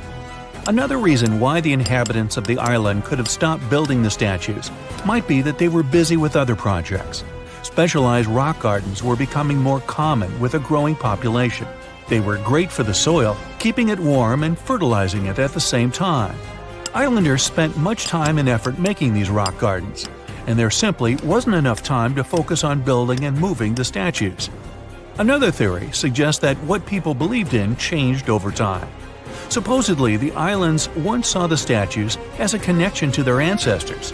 After some time, though, rituals depicting a show of strength and endurance became more widespread. And with these rituals, islanders started to carve images related to seabirds. Seabirds became the main animal on the island. People started to believe that their ancestors looked over them through birds instead of the statues, so there was no longer a reason to build the Moai.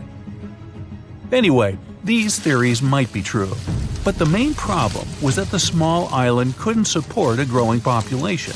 What was once a lush land covered in forests quickly became a barren landscape. For the first few centuries, people relied on forest resources, but agriculture became more important sometime after 1550, when forests disappeared. Tribes that once worked together to build the fantastic monoliths focused on competing against one another instead. During this struggle for land and resources, the Moai statues were toppled over because people wanted to reduce their significance. Over the following centuries, all the statues were pushed over, but not all of them deliberately. Many fell naturally after being neglected for so long. Some even ended up in the ocean water surrounding the island, and there they sat for a while. But there was some good news for these statues. They were re-erected, providing a great experience for visitors from all over the world. If you make a journey all the way to this isolated island, the first question you'll probably ask will not be how the statues were made or how they were moved. It will be, how on earth did anyone even make it here in the first place? It was one of the most amazing feats ever. The Polynesians sure did some pretty extraordinary things. From as early as 1500 BCE, these boat-faring people began to explore their world. They used the most advanced marine inventions of their time. They sailed across the ocean in catamarans and outrigger boats, starting in Southeast Asia and inhabiting many more places throughout the Pacific. They lived as far north as Hawaii in 900 BCE and all the way to the south in New Zealand by 1200 BCE. And the farthest journey to the east was, of course, Easter Island. In only a few hundred years, these early sailors inhabited an area of thousands of square miles. They simply memorized where they had already been, and this way managed to navigate the ocean. They used a wide range of techniques. They watched the sun as it rose and set during the day. Stars helped them at night. If it was overcast and sailors couldn't figure out direction visually, they used other brilliant methods. They watched the movements of ocean currents and wave patterns and paid attention to bioluminescence in the water. These patterns helped them find where specific islands were located. These seafarers even understood how islands and atolls in the distance caused air and sea interference patterns. Birds provided them with certain signs too. Some of them migrated long distances from one island to another, which gave travelers some kind of a visual connection for their route. Other types of birds had specific feeding times. Sailors knew when and where they hunted and directed their boats depending on where these birds fed. Vikings certainly get way too much credit for their seafaring abilities. Where they used a sun compass, the early Polynesians relied purely on the knowledge of how nature itself could guide them. Their skills were so advanced that in 1769, Captain James Cook, an English explorer, even hired a Polynesian navigator because of his extensive knowledge of the seas. But even more surprising was the fact that he drew a map from memory. It covered an area that was 2,000 miles wide. In this region, there were 130 islands, and the navigator knew 74 of those islands by name. At the beginning of their voyage, Captain Cook often disregarded the navigator's advice. But toward the end of their journey, he was very impressed. He also recognized the Polynesians as possibly the most widespread nation on Earth. Footsteps pounded behind him. Heart racing, he lunged toward the towering statue, fingers fumbling with the hidden crevice. No time. He shoved it inside just as shouts closed in. A deep breath, loud heartbeat. Then he ran, vanishing into the dark, leaving his secret buried in stone, waiting to be found. Throughout history, statues haven't just been silent guardians of the past. They've been hiding places for secrets, some deliberately sealed away, others stumbled upon by pure chance. See the most mysterious of them. In 2016, as Australian experts prepared a 645-year-old statue for auction, they uncovered a hidden secret, an ancient banknote tucked inside its hollowed head. Issued in 1371 under Emperor Zhu Yunzang, the note was worth 1,000 copper coins, or 28 grams of silver. More strikingly, it carried a grim warning. Despite passing through multiple owners, the hidden bill remained undiscovered for centuries. A rare relic from an era when paper money was still a novelty, the note was soon listed for auction, its journey through time continuing into the modern world. Statues became more than just symbols. They were guardians, keepers of history, and sometimes even life-saving tools. In 2017, restoration experts working on an 18th century statue in Spain made a remarkable discovery.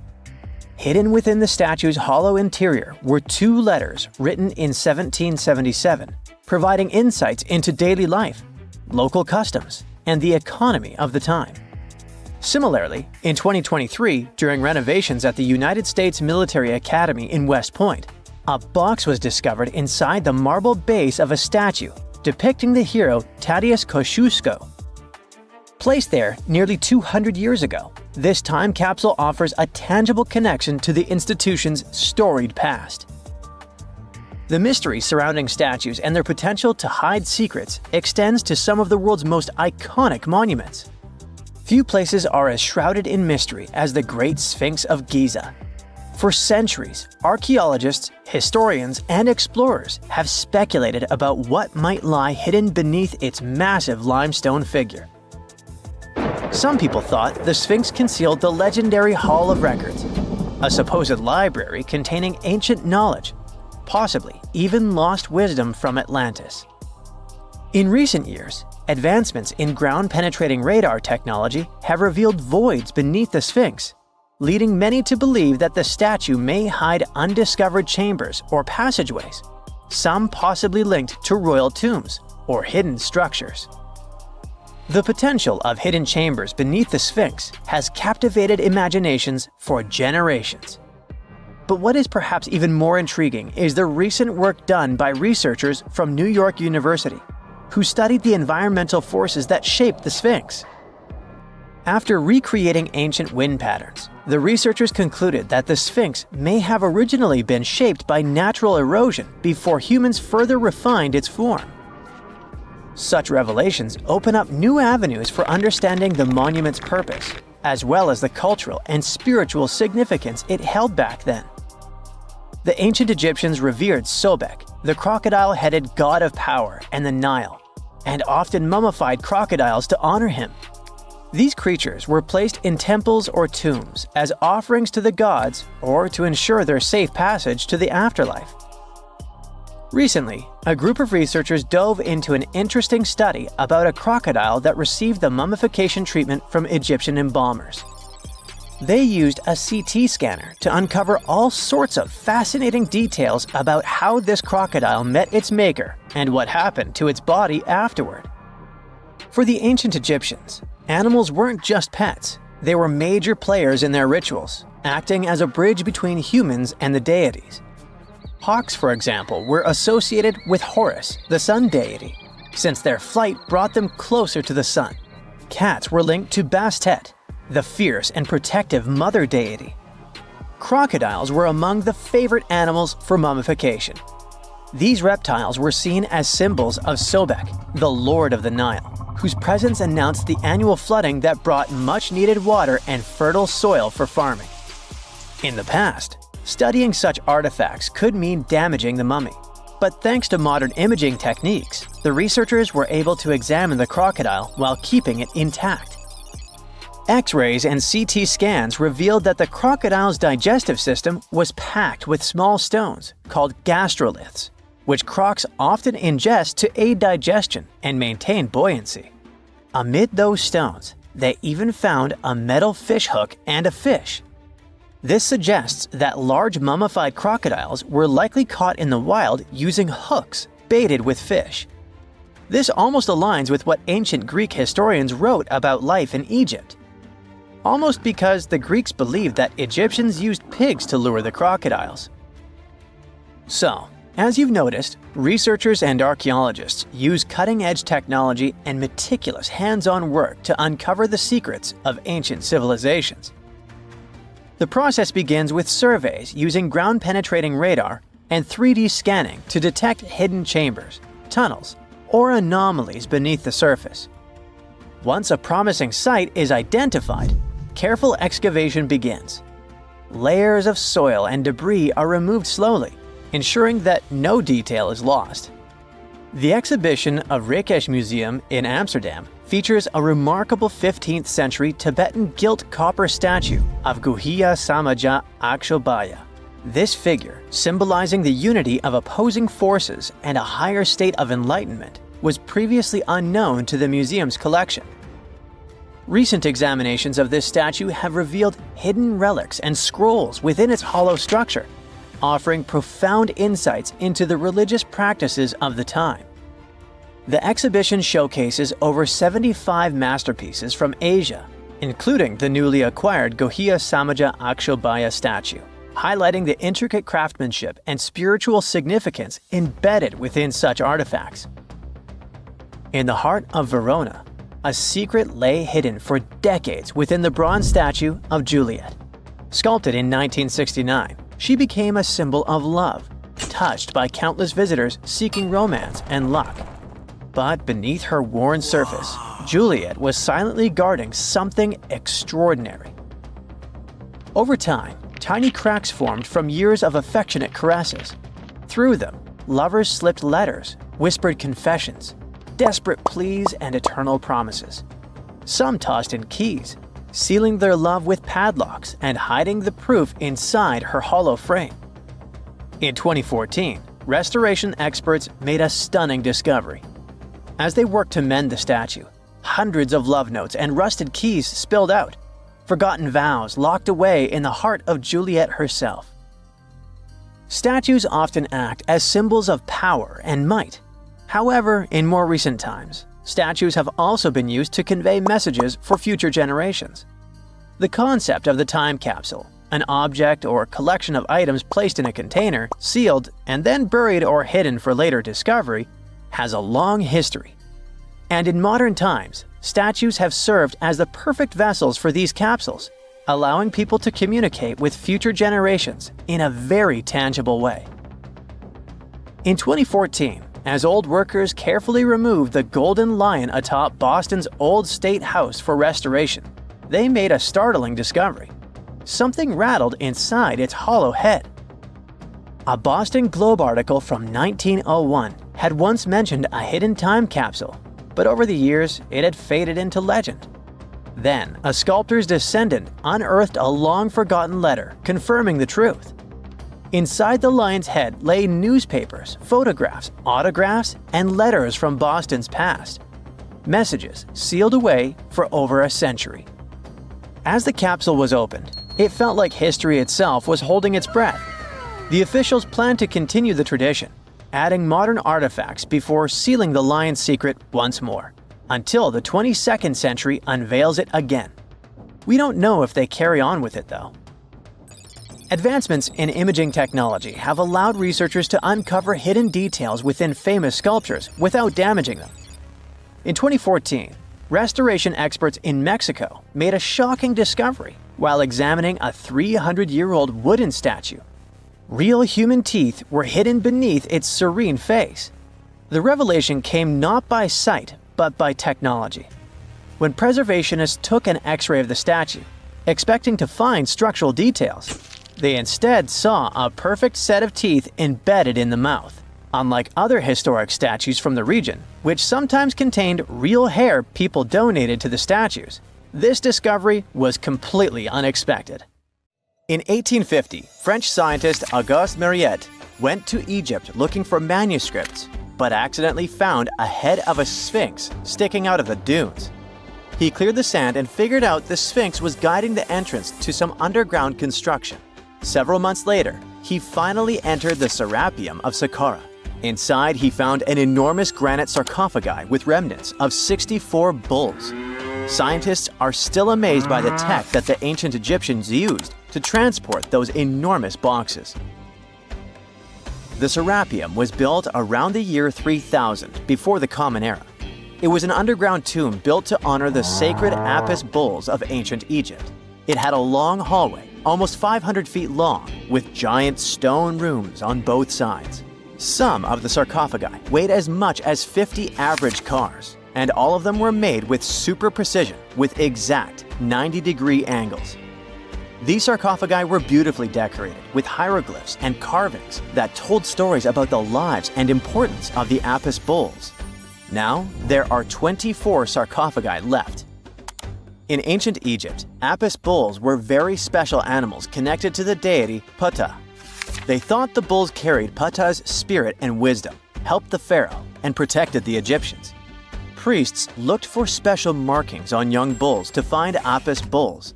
It could be a white triangle on its forehead, which symbolized divine light, a shape on its back like a vulture's wing, and a scarab shape under its tongue, which stood for rebirth. If a bull had these signs, they believed it was chosen by Ptah and treated it like royalty. The chosen bulls lived in a special temple in Memphis, the city where they worshipped Ptah. They received the best care and offerings from visitors who wanted their blessings. When an Apis bull passed away, it was treated with great honor and mummified. When Mariette entered the Serapium, he noticed traces of rollers on the gallery's floor and found 2 wooden horizontal winches. Each had 8 levers. Later, other explorers saw double rails. The burial chambers were lower than the hallway floor. To get the boxes into place, workers filled the chambers with sand so the sarcophagi could be rolled in straight. Then they slowly removed the sand to gently lower the boxes into perfectly cut spaces in the bedrock. A carved stone sign found in the Serapium said it took 28 days to move just one sarcophagus and its lid into its spot during the time of Ptolemy II. The extreme precision of the sarcophagi with 90-degree angles also has an explanation. Ancient Egyptians wrote texts, or rather, papyrus, on geometry a long time ago. It shows that they knew the approximate number pi and could calculate the volume of a pyramid with its top cut off. If they could figure out complicated math like that back then, it makes sense that they could also carve perfectly flat surfaces 500 years later. All this sounds pretty legit, but some people think certain things don't add up here. The size of boxes is way larger than the size of bulls, yet they buried pharaohs in tiny coffins that barely fit their bodies. The sarcophagi are made out of granite with crazy precision, and they could have just used limestone, which would have made things way easier. The transportation of the boxes seems pretty simple, but only in theory. If one person could pull about 440 pounds, then at least 250 people would be needed to pull just one box. The tunnels in the Serapium are really narrow, only about 2 feet wider than the boxes themselves. There's no way hundreds of people could have squeezed into those tight spaces to pull the boxes. And even if they did, how would they turn the box in the cramped corridor, lower it into its niche, and place it perfectly in the middle? Somehow they did this 24 times, and every box is centered perfectly. Plus, the chambers were dusty, and there were no signs of soot from lamps. This means they must have worked in almost complete darkness. The real use of the boxes could also be different. A long time ago, even before the Egyptian pharaohs ruled, the local people already knew how to use fermentation. It happens when tiny organisms called yeast eat certain ingredients like starch and turn them into gas and ethanol. So someone in ancient Egypt probably put food like barley, bread, and even meat inside a giant stone box, then closed it tight with a heavy lid. These stone boxes, carved from granite, were so precisely made that they were almost completely sealed, so nothing could escape from it. As the yeast inside the box started working, it created more and more CO2 gas. It built up pressure inside the box. The granite boxes were incredibly strong. They could handle more pressure than a car tire can hold. When granite was squeezed under such pressure, its crystals produced a tiny electric charge. This effect was possible because granite contains quartz, a material that reacts to pressure this way. The process also needed meat or animal parts, possibly to help the yeast grow better. Meat contains something called oleic acid, which yeast needs to keep growing and to survive the bad effects of the ethanol it produces. As the pressure inside the box kept growing, the combination of gases and electricity made these boxes not just ancient fridges, but powerful energy systems. Over time, the pressure inside got so strong that it could push the lid open and the gas would escape with a pop. But when people rediscovered the Serapium in 1850, they found old drawings that showed piles of stones stacked on top of some of the box lids. So, someone long ago probably tried to make the lids even heavier by adding extra weight to make it harder for the gas pressure to push them open. This extra weight also meant the quartz crystals in the granite could keep creating more electricity under all that pressure. If someone opened one of these stone boxes thousands of years later, they would only find bones from bulls that were placed in the box. And that's exactly what Mariette discovered in the 1850s. They opened the Serapium for visitors soon after the first excavations in the second half of the 19th century. Prince of Wales even had a luncheon with his guests in one of the sarcophagi. Sands and earthquakes made the site inaccessible for a while, but now you can visit it again and try to solve the mystery yourself. With new tech, we could have answers to many other historical mysteries soon. A team of scientists at Chicago's Field Museum of Natural History recently used a special CT scanner to learn more about ancient Egyptian mummies without unwrapping them. They gently rolled 26 mummies on custom carts out to the parking lot, where the scanner was waiting. It took thousands of detailed X-ray pictures of each mummy and their coffins. When all the pictures were put together, they created 3D images that showed what was inside, the skeletons, and some artifacts. The scientists hope these images will help them understand ancient Egyptian burial practices from over 3,000 years ago. Even though the scanning process only took 4 days, it might take 3 years to study all the data. But scientists were able to learn some personal details about the mummies. One of the most popular mummified individuals at the museum, Lady Chineta, was a woman who lived in ancient Egypt about 3,000 years ago. It looks like she passed away in her late 30s or early 40s. To make sure her body looked complete for the afterlife, embalmers put stuffing in her neck to keep it from collapsing. They also placed artificial eyes in her sockets, so she would have eyes in the next world. She was wrapped in fancy linen and placed in a beautifully decorated coffin. The scans revealed that it had been carefully crafted with a slit at the back, which embalmers used to fit the body. There were also some artistic details on the surface, like markings for her knees. It looks like her burial was on the scale of a high-end luxury car. It's the first day of your long-awaited trip to the Amazon forest. You flew all the way to South America. More specifically, you landed in the city of Manaus. It's the heart of the Brazilian Amazon. So far, you've traveled by air, car, and now water. You are on a tiny boat, moving through the dark waters of the Amazon River. Yes, the river is also called the Amazon. And just FYI, it's the second longest river in the world. It loses only to the Nile River in Egypt. The Amazon sprawls for an impressive 2,700 square miles, beginning in Peru and ending only when it meets the Atlantic Ocean off the coast of Brazil. To get a closer look at the forest, you decide to start by exploring it by boat. First up, you watch some piranha fishing. You can even try to catch one yourself if you like. As you may know, piranhas are carnivorous fish that inhabit the Amazon River, so it might not be your best option to go swimming in these waters. One of the most emblematic species of alligators present in the Amazon River basin is the broad-snouted caiman. It looks pretty much like a regular alligator, except for the fact that it has a yellow chin. Your guide leaves the boat and searches the water to show you a caiman up close. He also tells you of another legendary creature that lives in the dark waters of the river, the pink dolphin. Lucky you get to witness a family of pink dolphins showing their fins near your boat.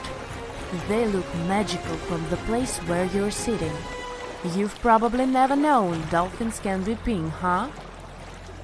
After a few mesmerizing moments, you discover that the dolphin's pink color is nothing but an illusion.